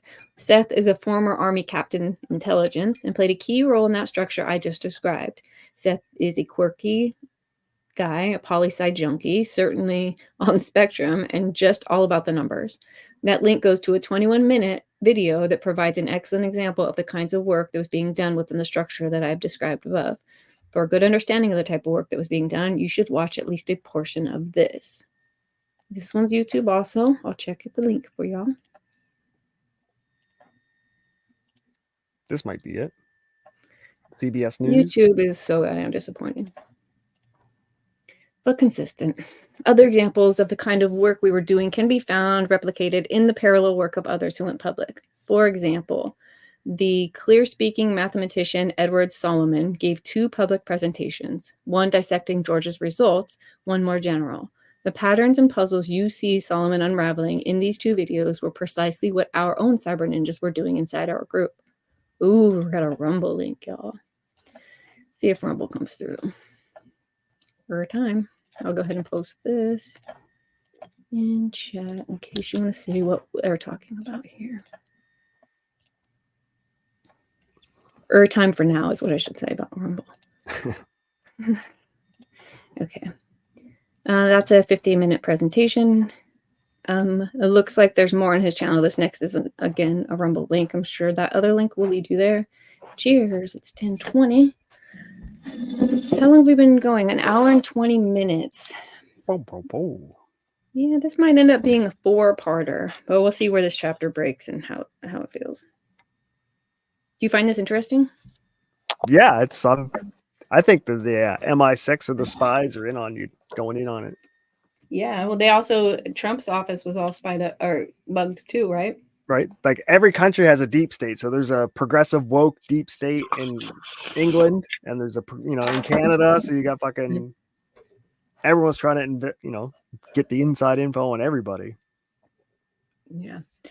But the fact that they could just walk in there with like no credentials, no nothing, just walk in, and now they're like in the inner circle. How fucking bad is your security? Well, like at first it was just a bunch of people getting together. So a lot of these people are going to be just, they were volunteers that their name came up enough that you trust them just because. I don't know. I bet it's not that hard when it started out so grassroots. And Rudy Giuliani has such a fucking weak ass operation. Probably was easy. Somebody probably just showed up and put their name on a desk, and all of a sudden they worked there. That's probably what the ex-agent was. Because he said the British guy just showed up out of nowhere. One day he was there, one day he wasn't. See, why not? If there's no organization, then prove that I wasn't here. Okay, back in DC, rejoined by my cyber colleagues, we became aware of a disconnect we could not seem to fix. The mediocrity had evolved into our point of contact with Judy's team, and nothing seemed to flow well. On November 26th, Thanksgiving Day, we were all sitting together in a restaurant in DC discussing their problems. Sitting there eating turkey dinner, they gave me quite an earful. How the mediocrity was super controlling about information, plans, and access. How the mediocrity seemed to think they were peons and was telling them, go here, go there, with no explanatory information. No sense of, hey, teammates, this is what's going on, and we're going to work together on it. One key player on the team was warning that he would quit if he had to have any interactions with mediocrity again. I had trouble believing the stories they were telling me. Among them were some horrible ones concerning mediocrity's proclivity for hitting on people of the opposite gender, and possibly the same gender, in ways that were embarrassing to all present. The mediocrity had asked one of my colleagues to meet one evening, and when the hotel door opened, the mediocrity was in underwear waiting. This is some damn Vince McMahon shit. I think they should have given the mediocrity's real name. But now it was boiling over. They told me because they had received an order that they were all to be in Antrim, Michigan in 2 days. Again, mediocrity would answer no questions about where exactly they were going, exactly what machines they were expecting to find, under whose authority they would be opening machines and imaging hard drives, even how long they would be there, should they arrange their own rental cars, etc. None of it was explained. Mediocrity had just sent word to be in such and such place in Michigan, stat. People are fuckers. This is probably some 20-something that's like, I went to school for this. You don't understand my intersectionality. Go to Michigan. Oh my God. Idiot said Michigan. This is the worst. I mean, it could be Ohio. Then, life being life, we looked up and there was mediocrity strolling through the DC restaurant not far from our table. We caught each other's eye and mediocrity came toward us. Thinking it was a nice opportunity to pour oil on our troubled waters, I received mediocrity gracefully, intending to converse in front of my colleagues civilly and get back. Thinking it was a nice opportunity to pour oil on troubled waters. Oh, does oil help still waters? Okay. I received them gracefully, intended to converse in front of my colleagues civilly and get things back on track. Okay. Soon talk turned to Michigan. As I was asked, would I be able to get to, let me get back. And I was asked, would I be able to get the right people there at the appropriate hour? Thinking it might be a moment of management development, I suggested. With requests like these, it would help us to be better informed. My colleagues would like to know things Like, exactly where will they be going? Are the people there going to be cooperative? What kinds of machines might we be exploiting? What legal authority is enabling them to image one of those voting machines' hard drives? Will there be rental cars provided? You know, just the basics before people get thrown on another mission like what happened in Georgia. Look, the mediocrity said, standing over us at late Thanksgiving dinner. First, what is your corporate structure? We all look at each other. Male, female, 75, weaponized autism, and others, not previously having given the matter much thought. We were just a bunch of people who had found each other and were trying to expose what looked like a world historic election fraud together.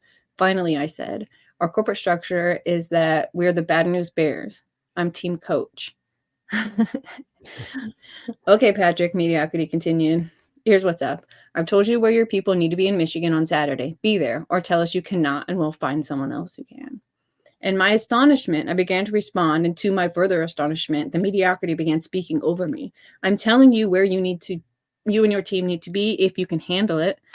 I used something I had not used in a couple decades, something I had seen an economist professor friend do to another professor, a lefty who had continuously interrupted him, as lefties are wont to do in place of having good arguments. I just started speaking. Well, it may sound like I was finished speaking, but I actually wasn't. And while you might think you were going to speak over me, actually, I am just going to continue talking like this until you pipe down. And I did not care if it takes all night, because I know that it may have sounded like I was finished, but actually I was not, and so on and so forth, without a break. That was a woman. For about 10 seconds, until the mediocrity got that I was serious and was just going to continue speaking like that until mediocrity shut up, which eventually the mediocrity did. Looking somewhat astonished, having evidently gotten away with such behavior in decades of federal employment. Yeah. I politely said, where in the fuck do you get off? We don't work for you. We're volunteers offering to do things you have no clue how to do. Go find someone else anytime you want. The way you people work in the city is astonishing. If you ever try to work in a modern company like Google or Facebook, your ass will be fired in a New York minute. You suck. I surprised myself because I don't normally speak to the people that way, but I did that time. Perhaps it was 3 weeks of frustration boiling over. I said that conversations with mediocrity were constant games of narcissist deflection, how amateurish mediocrity was, how anyone walking around saying things like, either you do this or I'll find someone who will, and failure is not an option, isn't a mediocrity who may have learned management within government, but who, if ever moved to a private sector, would get fired by noon. When making such requests of my colleagues, any competent person would provide relevant information, fill them in on the mission, let them brainstorm. They'll be able to contribute. I saw mediocrity was crestfallen and realized I had overdone it. I gently escorted mediocrity away from the table. I tried to soup things over for a bit and put a nice facade on things so as not to leave mediocrity embarrassed. As we parted, mediocrity turned to me and said, don't worry, I'll be with the president. I'll make sure you get full credit for all of this. Exasperated, I returned to my seat and friends. Minutes later, we saw that mediocrity had, in fact, been part of a larger group, and walking out with that party was none other than Mayor Giuliani. I quickly sidled up to him.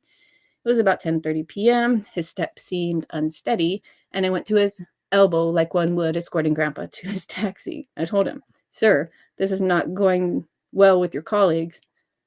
May I respectfully request a way I might contact you directly so we keep things on better track? The mayor pulled out his cell phone and had me take his number. In the weeks that followed, I called and texted that number on half a dozen occasions. Not once did Mayor Giuliani respond to me.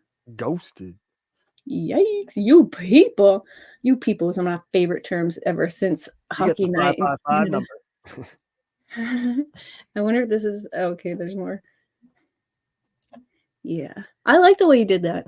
Sometimes you have to, and just keep. It's like filibustering. You're like, I'm just going to keep talking. I know this is sounding stupid. I don't even care. There's a fly on the wall. I'm gonna keep talking. Over these weeks, I got to know a number of excellent White House staffers. Smart young men and women in their late 20s or early 30s generally. Some, but not all, were Trump enthusiasts. They filled me in on details here and there, snippets of what was happening behind the scenes among the campaign. Rudy in the White House. One evening, once we were close enough, I let down my hair and said, this is a shit show. Is this normal? Of the staffers, and mind you, a pro-Trump one, said, this is the Trump White House. This is how everything has run for 4 years. Yeah, I told you it's The Apprentice. Yeah, it sounds like it. The Bad News Bears got where they needed to be in Michigan when they needed to be there. Mediocrity is there, along with staff from Rudy's team. They went to the expected precinct, and like Georgia, it was a bust. The machines were not what we had been led to expect. No real authorities were there, or law enforcement, or warrants. Just a mildly cooperative 75-year-old lady working in a public building that had acted as a voting precinct.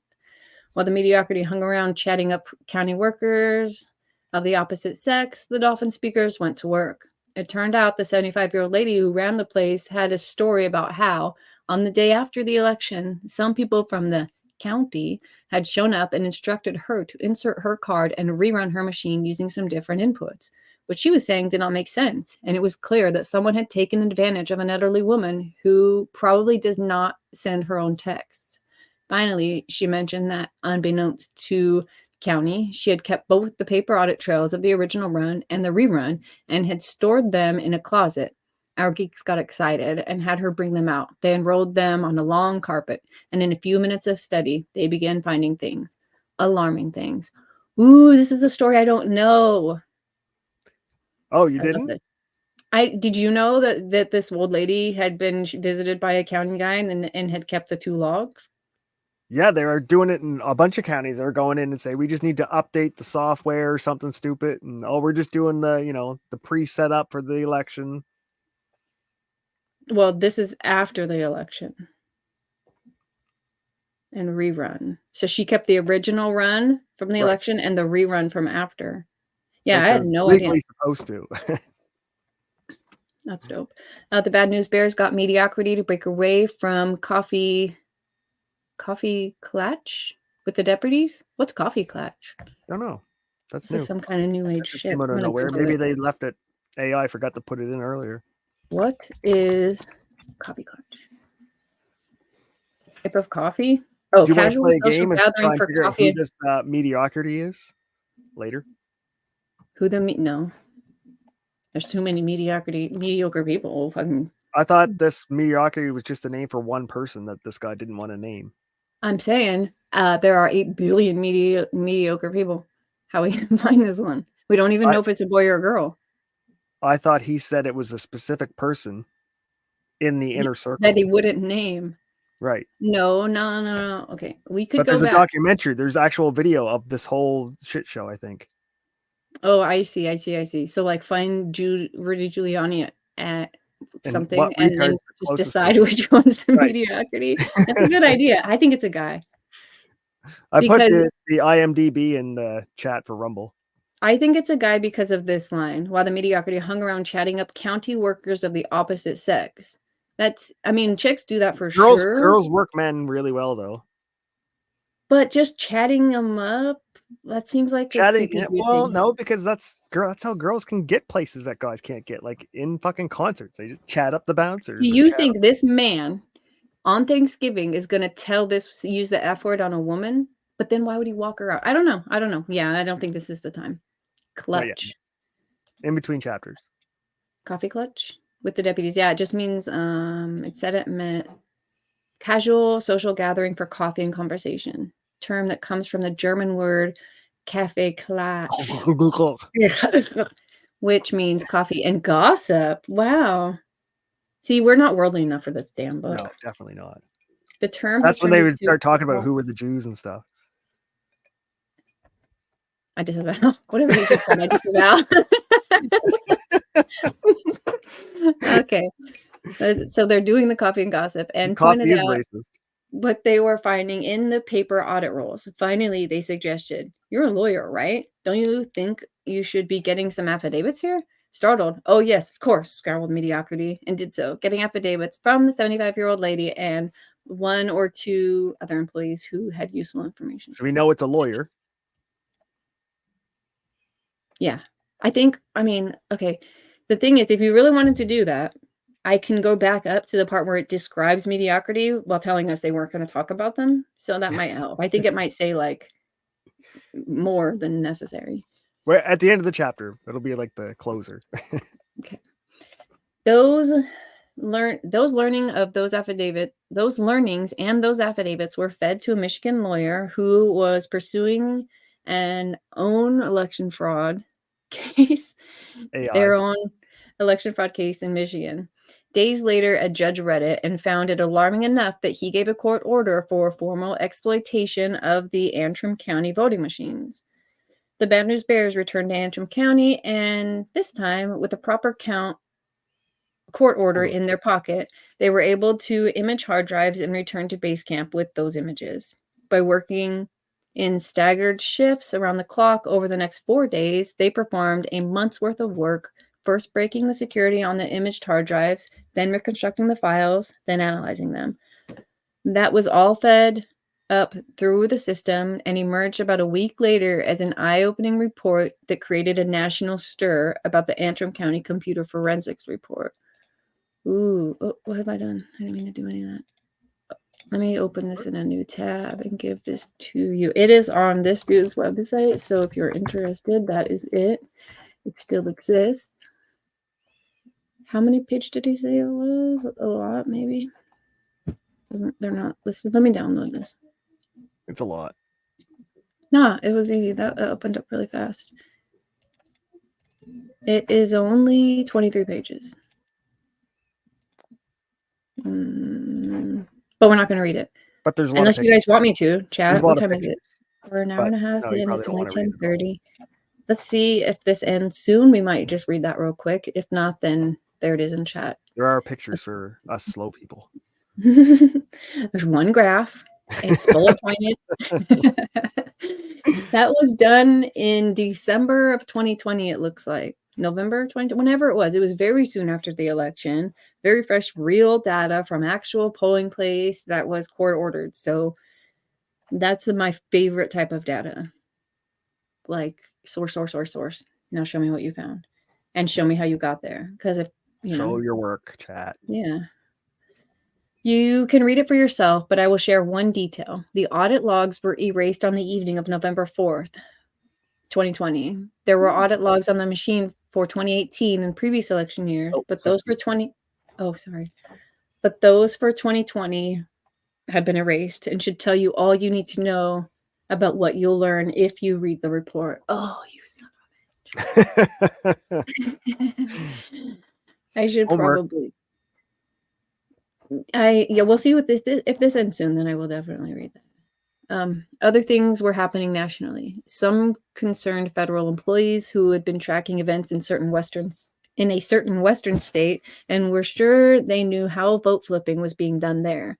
The problem was, when asked to allow inspection, the relevant judge, a Democrat, would insist on stalling for a couple days, thus giving time for the opposition to go in and do a smashdown, a hacker term for fixing evidence for fixing evidence after the fact in anticipation of an audit, making sure everything ticks and ties correctly.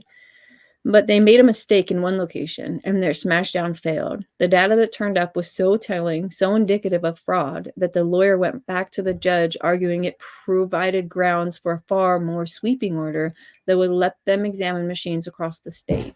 The judge agreed in principle, but suggested that the precinct needed to have that data verified again before he could use its discrepancies to justify such a sweeping order. The concerned federal employees put the location in question under observation, and sure enough, that night there were 3 cars in the precinct parking lot. They were redoing their smashdown so that this time it would work. In the morning, the data was fixed, and no further orders were incoming out of that judge. Hold on a second. Why didn't they have a mere copy of that voting system or voting machines the night where they said they had to wait 3 days? Okay, judge, we're going to copy it. You guys keep doing whatever you're doing. And then when these days expire, we'll see if there's any changes between these two. But they just said, no, we're just going to let them. And if you knew people were going in there with 3 cars, why did no one record those 3 cars and the people in those 3 cars? And they obviously knew something. Again, paper ballots can't be hacked. They can be burned, but they can't be hacked. Or go back to the old marble system. We had to just black marble, white marble. Beans. There were beans. Bean counters. beans. Mm-hmm. The magical fruit. The more you count, the more you lie. I don't know. That's 3. Meanwhile, back in DC, I was this is rotten bean. I was hearing things out of Rudy World.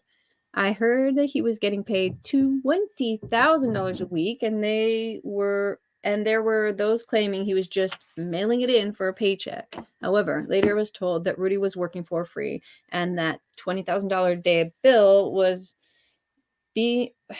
had been a billing error from an uninformed assistant. I do not know what the truth was. Yeah, uninformed until they got caught. If no one caught it, that would have been paid out.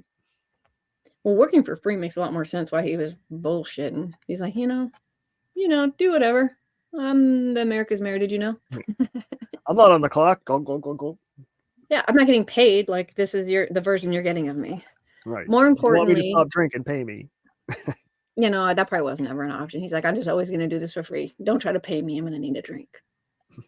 More importantly, from others in Rudy World, I began hearing the number 207 million. Hey. Sorry, my dog's trying to escape. She wants to dig to China. More importantly, from others in Rudy World, I began hearing the number 207 million. The claim was that the Republican Party had raised 207 million to, quote, stop this deal. In one version, it grew past 300 million. In one version of the staff rumor, the finger on the button for those millions was a high-level woman in the Republican National Committee. In another version, it was being jointly managed by the RNC woman and the commish, and they were definitely keeping an eye on the future. In everyone's version of the story, $100 million had been set aside for future legal defense. But whoever was in charge, they were sitting on the money, and I never saw a penny of it being spent in any way to, quote, stop this deal. Where'd the money go? Well, don't worry about it. Yeah, it probably brought a few houses. You like how the BLM money went? Where'd that go? Oh, mansions. That's right. Yeah, big, large homes in Utah. So did they ever have to give those mansions back? I don't think that's a thing. You just had to tell the people what you fucking took their money for, right? I don't know. I don't know how that worked out, to be truthful. And then if they had to give the mansion back or sell it, where did that money go? Yeah, that's I don't that's why I think it's not that deep. I think they're just like, you got found out. Maybe I don't know. Maybe people have to sue her that are involved. Because if you donate to a charity, the charity can't misuse it to buy themselves fucking bling. I don't know. I don't know the rules. So, to whatever Republican loyalists around the country copped up those hundreds of millions in donations of $10 and $20, you were fleeced. It was a big joke. Rank and file Republicans gave a pot of hundreds of millions of dollars to Republican big shots to unscramble what had happened on November 3rd. And from where I sat, nothing went to any activity related to doing so. It was all being stashed by people at the top, licking their chops. You hear that? To whatever Republican loyalist around the country who coughed up millions of dollars in $10 or $20 increments to stop the steal, you were fleeced. Big joke. Rank and file Republicans giving pot of hundreds of millions of dollars to big shot Republicans to unscramble what had happened on November 3rd, and Rudy fucking drank it all. Because everyone was volunteering, so they weren't. While he lied to your face. This just makes me more angry at him for what he did in Georgia, because so many people repeated the wrong shit to repeat when there were things to talk about. It's so frustrating. But he opened his mouth, put his face on camera, and a lot of people will fall for that because they're like, well, they're saying it with their face. You're like, they wouldn't just lie. Like, actually, they fucking would. Because to say the other thing makes their ego crushed, and that's a problem. Right. Hey, Shy. BLM, buy large mansions, is literally in the agency title. Did I say you people? I didn't mean to. In Georgia, there was a faction that had been in touch with me from days after the election. This was an especially interesting network of people with law enforcement and quasi-law enforcement backgrounds. Since November 4, they had been reverse engineering the rig there in Georgia. They had put people and locations under observation and had filmed a variety of activities through telephotos. They mapped and tracked numerous parties involved and even tracked the organizers down to a small element, a Leninist cadre who were staying in a motel together, a motel even. Oh, Jesus. Gross. And the furry deep sex. and managing the deep rig around the state of Georgia. For their own reasons, this network with which I was in touch needed to stay in the shadows. Yet as the weeks rolled by, they were providing good information, helping us reconstruct what happened in Georgia. What our cyber ninjas and quants and analysts were getting out of their methods matched what was being reported by this network of people with many boots on the ground. Okay, so this is just a confirmation. Right. But it does sound dirty. What the fuck, mediocrity? The fight in Georgia became surreal. There was an earnest young man who was both a staffer for a senator and dating the daughter of the governor. Remember this? He got involved, and then his car exploded in an accident. Oops. Do you remember this? No. The fucking article is gone. That link didn't work. This article is gone. It was originally on, looks like a Johns Creek Post. I don't know why it's gone. Maybe he just rearranged his website because page not found. So it was on a 4-lane highway. It got struck on the side by another car. Then it blew up. The engine was thrown 75 yards. Cars don't usually just blow up.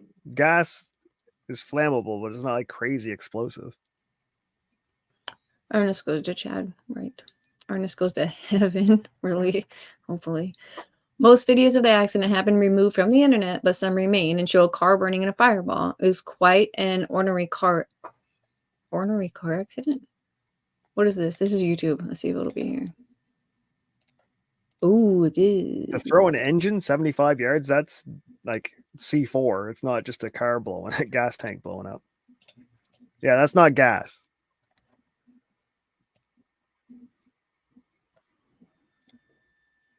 I remember this. This is that guy's car.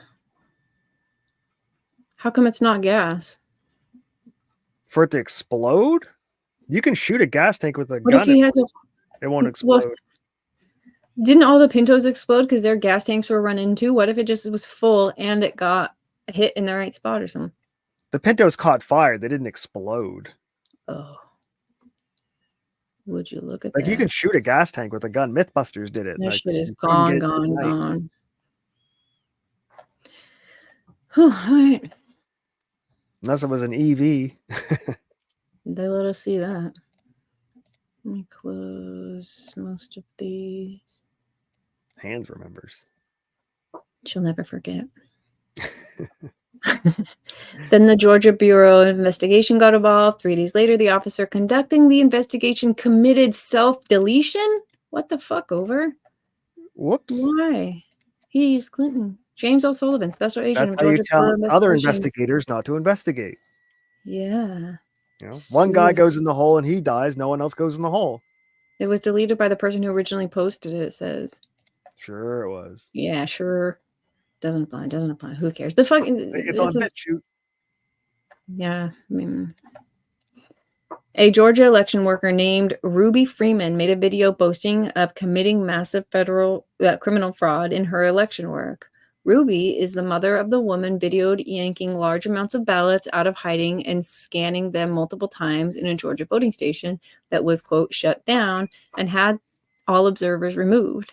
Right. In Ruby's social media posting, she takes credit for committing precisely the election fraud that we were claiming went on. Please be available, you video. What the fuck? It's Rumble taken down. Oh, Rumble. Rumble, why you did it to us? You broke it. See, you're like the person who says this person hasn't missed a free throw in 100 free throws, and then they miss it because you said it. I shouldn't have said it. Shouldn't have said it. Well, you know, Rudy lost this website to Ruby and has to pay her like millions because he talked shit about her doing this. So I would have loved to see this video. That's so frustrating that doesn't exist.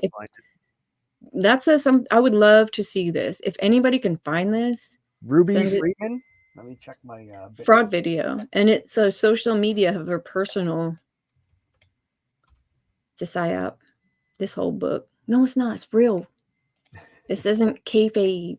It says real. In her online confession to election fraud, she expressed precisely the attitude that I maintain was held by enough people to make a rigged national election possible.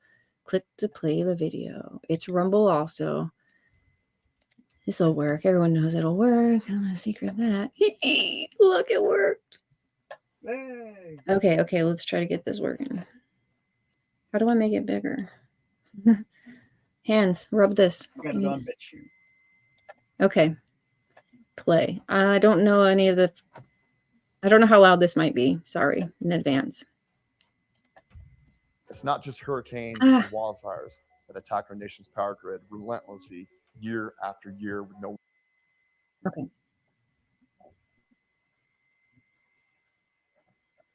How do I make it? Oh, maybe that's not the right video. This is Ruby Freeman's confession of voter fraud. Let's make her famous.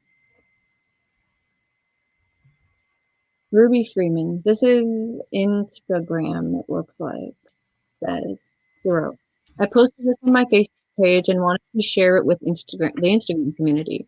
I'm so proud of the baby because today we did something that changed history and we decided we will not be silent and allow evil to control this country. I was shocked, hurt, and deeply upset to see how many people support evil, racism, and ignorance while counting many ballots for Donald Trump. I was almost in tears seeing how very few people wanted to support a Black woman become the first female vice president of... Oh, apparently that's happening. Or an excellent man named Joe Biden while counting the ballots. Thank God my baby had a plan, and today we put that plan in action after those Trump supporting and Fox... Thank God my baby had a plan, and today we put that plan in action after those Trump supporting and Fox News, though they thought they won and left the building. My baby knew how racist Georgia was, and we knew how the vote was going to go, so we resorted to plan B, and now you see the results of my brilliant baby. Joe Biden is now the winner, and I'm looking at all of Georgia with a side eye because I know for a fact Georgia voted for Trump by the largest number, and if we didn't do what we did, he would have won Georgia. I've seen and I notice many Black names who voted for Donald Trump, and that really bothers me because y'all the reason he won. My baby told me it's going to be our own community. Is this either not her? Because how did in the world... no, the video. I got the video of her actually doing it. It's the bottom link in Rumble chat. This is why Rudy should have put on a defense during this trial instead of being like, "We're sorry." How much? He'd have to stop drinking while he was at court. No. That's fair. And you said you put it in private. Oh, Rumble chat. Rumble chat, bottom link. Ha! Nice one, Div. Okay.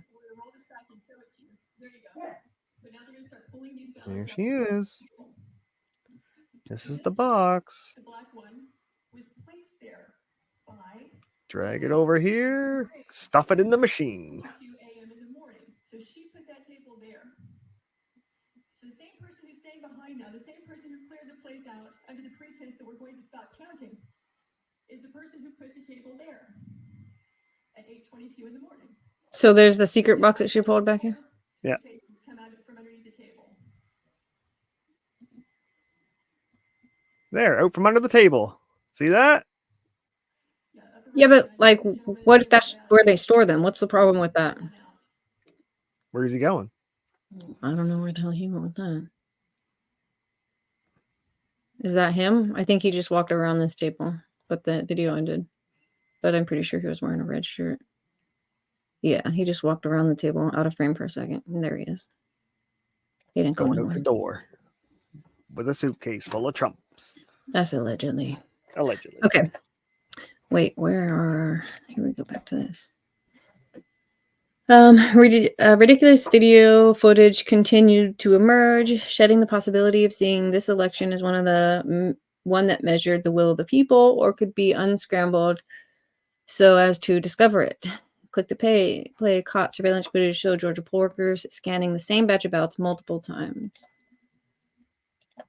After pulling out hidden box. Oh, that's actually it. I thought this was an ad.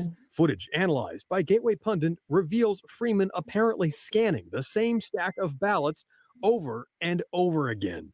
Surveillance cameras show these poll workers watched and waited until the GOP observers and reporters had left the room before they resumed scanning their ballots. These 4 workers then continued counting uninterrupted for over 3 hours until sometime after 1 in the morning.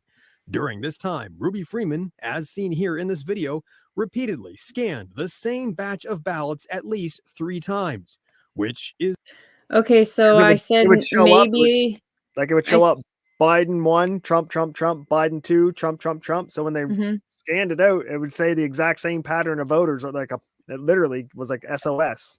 I said maybe that's where they store the vote things, but there are containers here and at every desk. So maybe there's like the uncounted versus the counted.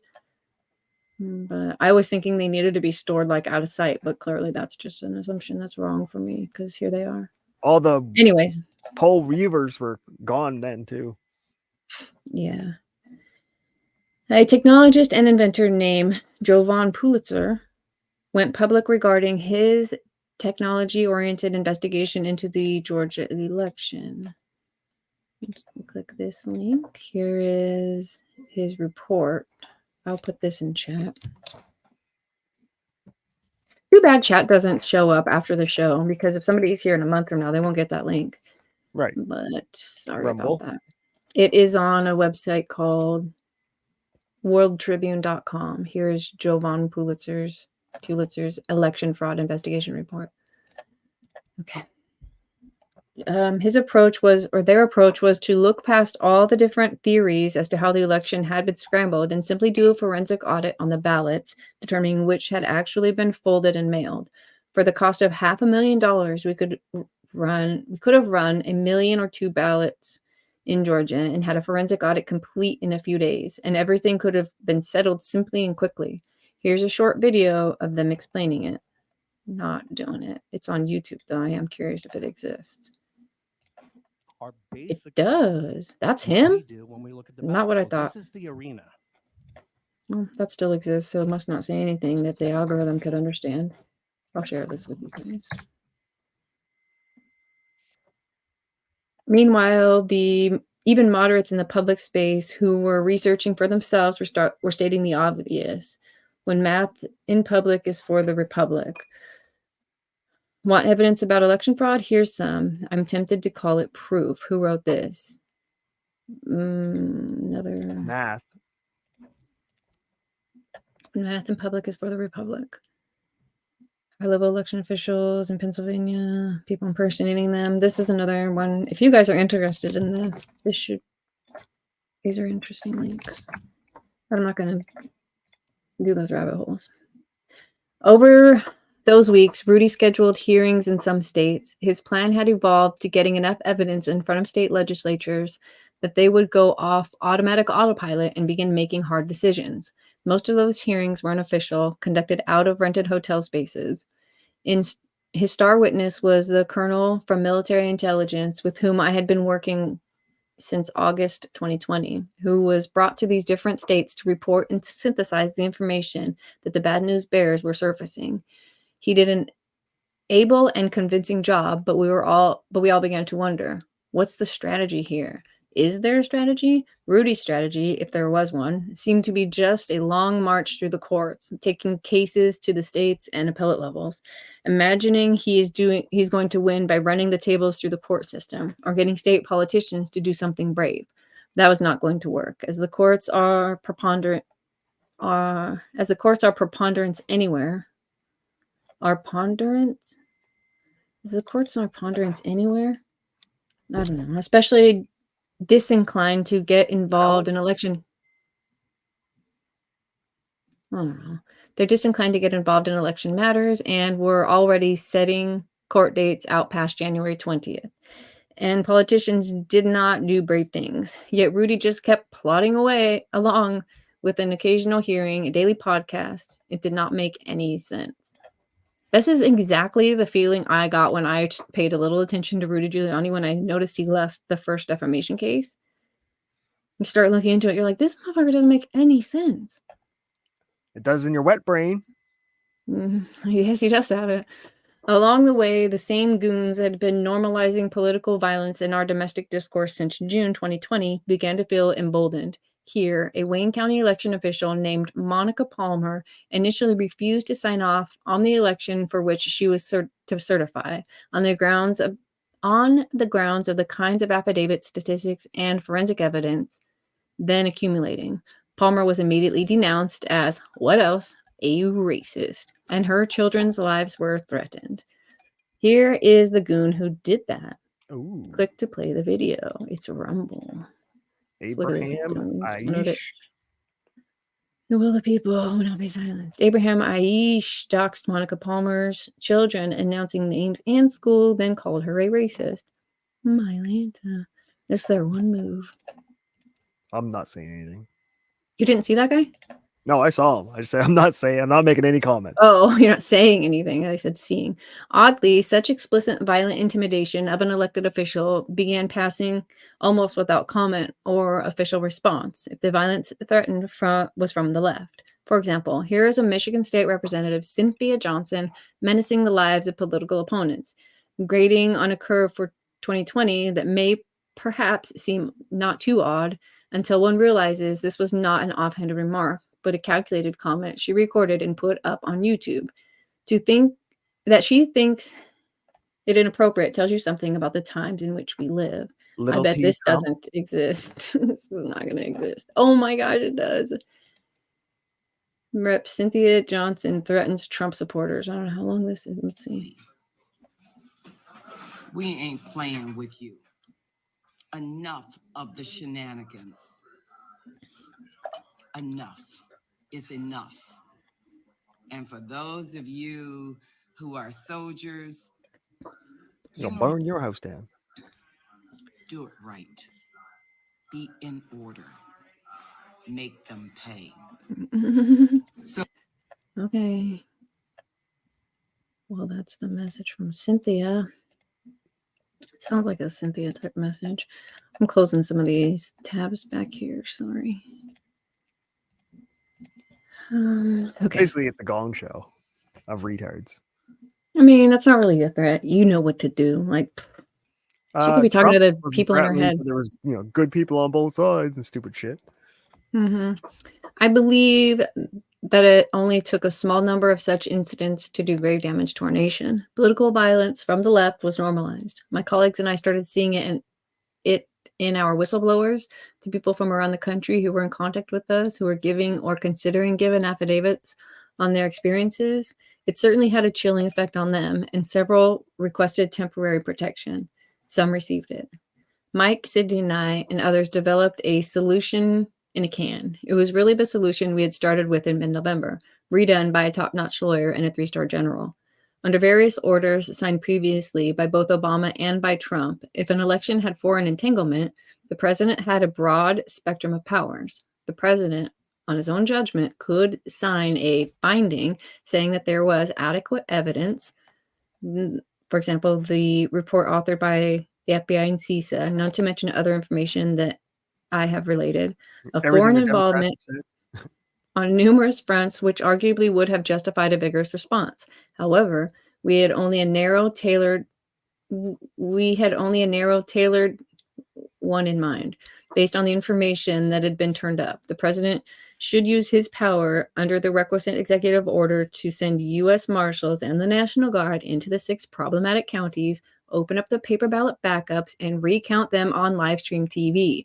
Those sitting at home because of COVID could follow along. Ideally, they would also image the hard drives but leave in place the election equipment in those counties for forensic examination. That would have solved the Democrats crying and the Republicans crying. If there were no big discrepancies, Trump would concede. If there were big discrepancies, such as 500,000 vote discrepancies that we suspect might fall out, then more aggressive course of action could be countenanced, such as rerunning the election in those counties or states. The recount of the 6 counties could easily be done in 1 week, and if justified, could be run longer. The entire resolution could still be achieved on a constitutional timeline. Either that 47% of the electorate had to choke down an election whose integrity was doubted.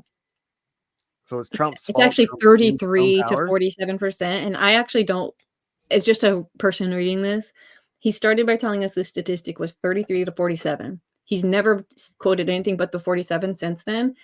To my mind, he should have averaged that and done something close to the middle or continued said I 33 think to it's way 47. worse. I think it's way more than 4. I think it's like 80% people don't think the elections are fucking fair. Well, whatever source this guy found that did the poll, it wasn't that. So either way, I don't like citing the high number. It's like if your argument's strong enough, cite at least 33% of the Right. electorate had to choke down an election whose integrity they doubted. Yeah. Show a weekend, and then when people challenge you, go, well, it's up to 47% if you want to get technical. Or continue to say 33 to 47%. Right. Just keep it honest. General Flynn drafted a beautiful operational plan for such a mission. One signature from the president, and the whole thing would roll. The teams would be created from the right National Guard units, the right directives to each, a more expansive version of the plan, and conducted in 17 counties around the nation. Democrat and Republican, including the problematic 6. That expansive version of the plan envisioned paper ballot recounting plus imaging of the hard drives and the voting machines, but not seizing them. You already told us that. There were weak and strong versions of the plan in other ways. An uber-expansive version of the plan would have had the paper ballots not just recounted, but forensically audited. However, in a pinch, we could just hit the problematic 6 counties and even simply recount the boxes of paper ballots. We had a preliminary answer in 2 to 3 days. We'd have a preliminary answer in 2 to 3 days, thus ending a great deal of national drama. But it need not be done by the National Guard, U.S. Marshals, and DHS. But it need not be done by them, and or if it might make up the federal force. And it need not be done. I don't know if this makes sense. Mike and Sydney had the legal research, the draft finding, and the general's execution checklist that would, upon presidential signature, make everything run like a Swiss watch. And yet, things slid and slid. Rudy went off to organize a hearing in a hotel room and wanted one of our people there to speak. Days spent waiting for warrants that never came. Absolutely no sense that there was anyone with a plan, let alone executing one. We saw the constitutional deadlines beginning to loom. The days turned into weeks. December came. Somewhere in those weeks, a grizzled and retired Navy Master Chief was on the scene for a few afternoons. His summary of Rudy's operation was memorable. Quote, "It's like watching a half dozen monkeys trying to fuck a football." End quote. The simile struck me as incredibly apt.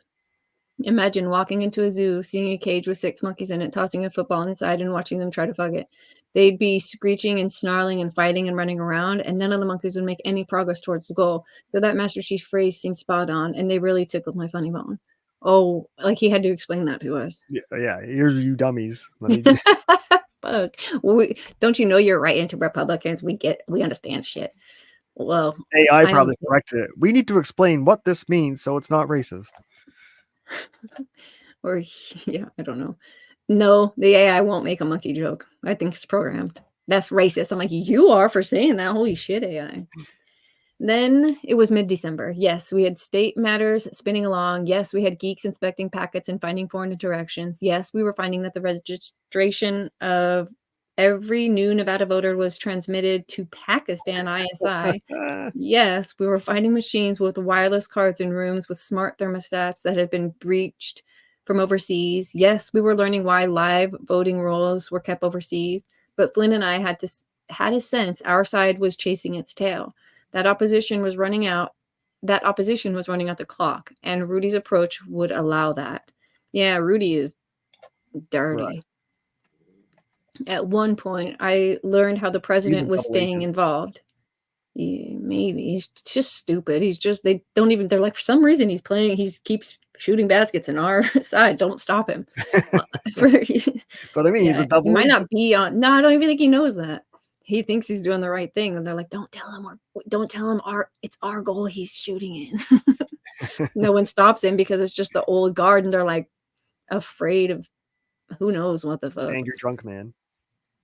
In any political power he's shown them. You know what I mean? There we go. Mayor and mediocrity were going to the White House, so we know they're going there together. At one point, I learned how the president was staying involved. It turned out the answer was periodically, Mayor Giuliani and mediocrity were going over to the White House to brief him. Really, no kidding. The person who was so bad, my colleagues had declared they would rather quit than work another moment with that person. And the 76-year-old guy who had trouble sending an email and was doing podcasts and getting sloshed were the ones explaining to the president the cybercrime of all time and what his options were. At first, I thought it was a sick joke, but I confirmed it. The mayor and mediocrity were the point people on the mission of addressing this world historic event. That makes sense because the shit that the president said was so fucking dumb. And I'm like, I kept saying this to my friends. I'm like, why is he saying this? And like, because election fraud happened. And I'm like, yeah, but he's not saying that stuff. He's saying dumb shit. So it was always confusing to me if there really was something else. This helps me understand what they weren't saying, I guess, even though they knew it. Because it did seem like, I don't know. It did seem like in a lot of places they understood that it was deeper than the dead people voting. But even like, I don't know, a lot of mediocrity media repeated that on our side of things, you know, let's do voting. Let's look at how many dead people voted. And they focused on that as well without focusing on the actual election problem. And I'm not surprised because they were listening to their favorite fucking mayor stand on the TV and just lie to his face about understanding anything. That's the problem. People believe in everything they see on TV. Both sides. It's this, like he acquired all this authority and then continually just appeals to himself. And they're like, well, he wouldn't have said that if he didn't. It's like Rekieta lying to his paid audience behind a paywall, taking their money and giving them bullshit advice. Like, wow. You can pee on graves. What are you talking about? Real.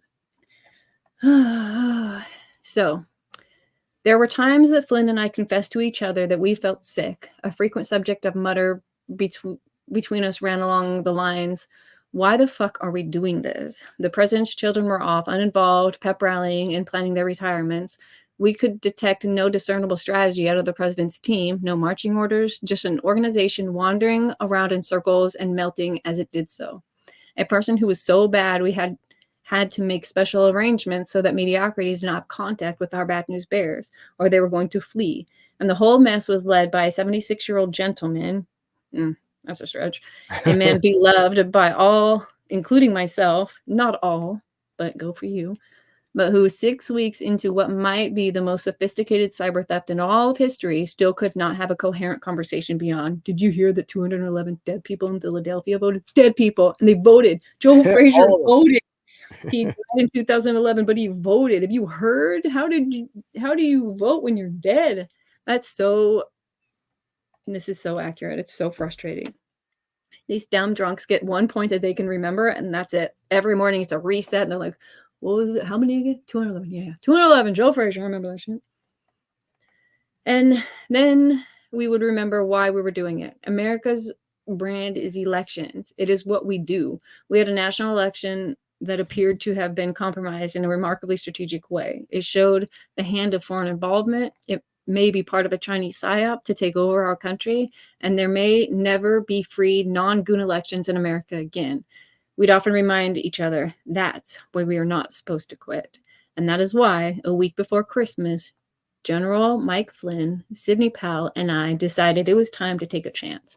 By hook or by crook, we were going to Jedi mind trick our way into the White House, maneuver our way to the Oval Office, and get the president's attention ourselves with no invitation from him. Basically. What a way to end a chapter, y'all. Crashing the White House. I want to read it because I want to know. We've been here for 2 hours. So then next week we'll crash the White House. There were 100 pages left. Allegedly. In Minecraft. We have done FBI, not in real life. We've already done 100 pages. It took us 2 episodes. So I did think we'd be done next week. It might be 2 weeks, but that's good because I just found out that this month is long. So thanks for hanging out with us, chat. I love this. I'm not sure who managed to make it to the end. That was a little bit of a clusterfuck. It was repetitive, but I am so happy that we're finally going to crash the White House because these asshats in charge could not grasp, the depth of it. Rudy Derpliani is in fact correct. He is the derpiest derp. Preponderance, having great weight, slow and labored because of great bulk or weight, difficult to maneuver or control because of great bulk or weight. Been sewing and listening. Hey, thanks, Vicky. Hopefully you're with us, because right now we're just kind of learning what a clusterfuck it was behind the scenes and how there was very little, no communication. We did 2 chapters of that. It's an but we episode needed of to The know Apprentice. that. Right. We needed to know that, because this is why these people are going to go, like they said, we're going You to make should our watch way and 2 invite episodes it or of The not. Apprentice just to see, like, it's so parallel to how the show works. Trump sits in his office and waits for people to bring him ideas, and they're out there acting like complete retards in the real world, trying to bring him something that he can look at. Wait, she just beautifully just said My Pillow guy. Mike You're Lindell? right. I haven't heard his name yet, but he should be talked about soon. Could Beautifully he said that. be? No, because he has to be. Is Mike a lawyer? No, he can't be mediocre, because mediocre's a lawyer who went to the White House with Giuliani. I don't know. This is interesting. I like, for the first time. Is Mike I a love lawyer? this. I don't think so. No, he was just a crackhead and did a pillow thing. Right. So because he said earlier that the guy mediocrity was a Oh, lawyer. Mike Lindell was mediocrity. No way. No way. That's what Really? I think. I don't think so. I don't think so. Oh my Because god, if I Mike's love not a that. Wait. lawyer, that guy said that the person is a lawyer. Oh, you're right. You're right. I don't think Mike is a lawyer, and mediocrity is a lawyer, because they were the lawyer taking affidavits. Okay, Right. just throwing it out there. I was gonna say, but beautifully knows shit, because she pays a lot of attention and she has a memory like a computer. She just remembers shit, even though she smoked all the weed. But that was a good guess. Banks shut Mike down, didn't they? Yeah, Mike got shit on a lot, and anyone who got shit on definitely was not part of the they that likes to Right. fuck America. Like Make of America or Chase, I'm sure both. Okay. Hey, dudes, thanks for hanging out. I'm not sure what my Thursday night show is going to be about, which half makes me nervous and half makes me excited. I have no It's idea. going to be an extra long show. So tomorrow evening, I'll put out the trailer. I hope it's fun. Wait, tomorrow's going to be Thursday's extra long? No, your next Thursday. Your extra Thursday. Yeah. Your bonus Thursday. I don't know about that one yet. Maker chat.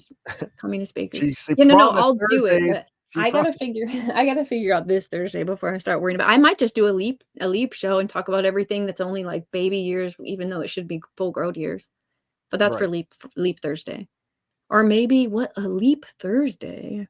I get to think of some theme shit, but I'm sure that'll be way easier. Right. But this Thursday is only 2 days away, and that is. I don't know what I'll do. Maybe some Illuminati stuff. Maybe just some fun. My favorite thing is tidbits and just random shit. Just looking in, just poking your head in.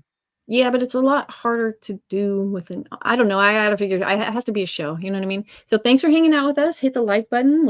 I'll see you Thursday night, 6 o'clock California time, 9 Eastern. That's it. I know. Share this with your friends. Yes. That'll be dope. And like it on your way out the door. No, you don't even have to like it. Even if you hate it, share it with your friends because you hate them. Don't listen to her. Yeah, I do like it. All right. Thank you, Amit. We'll see you guys Thursday. Peace.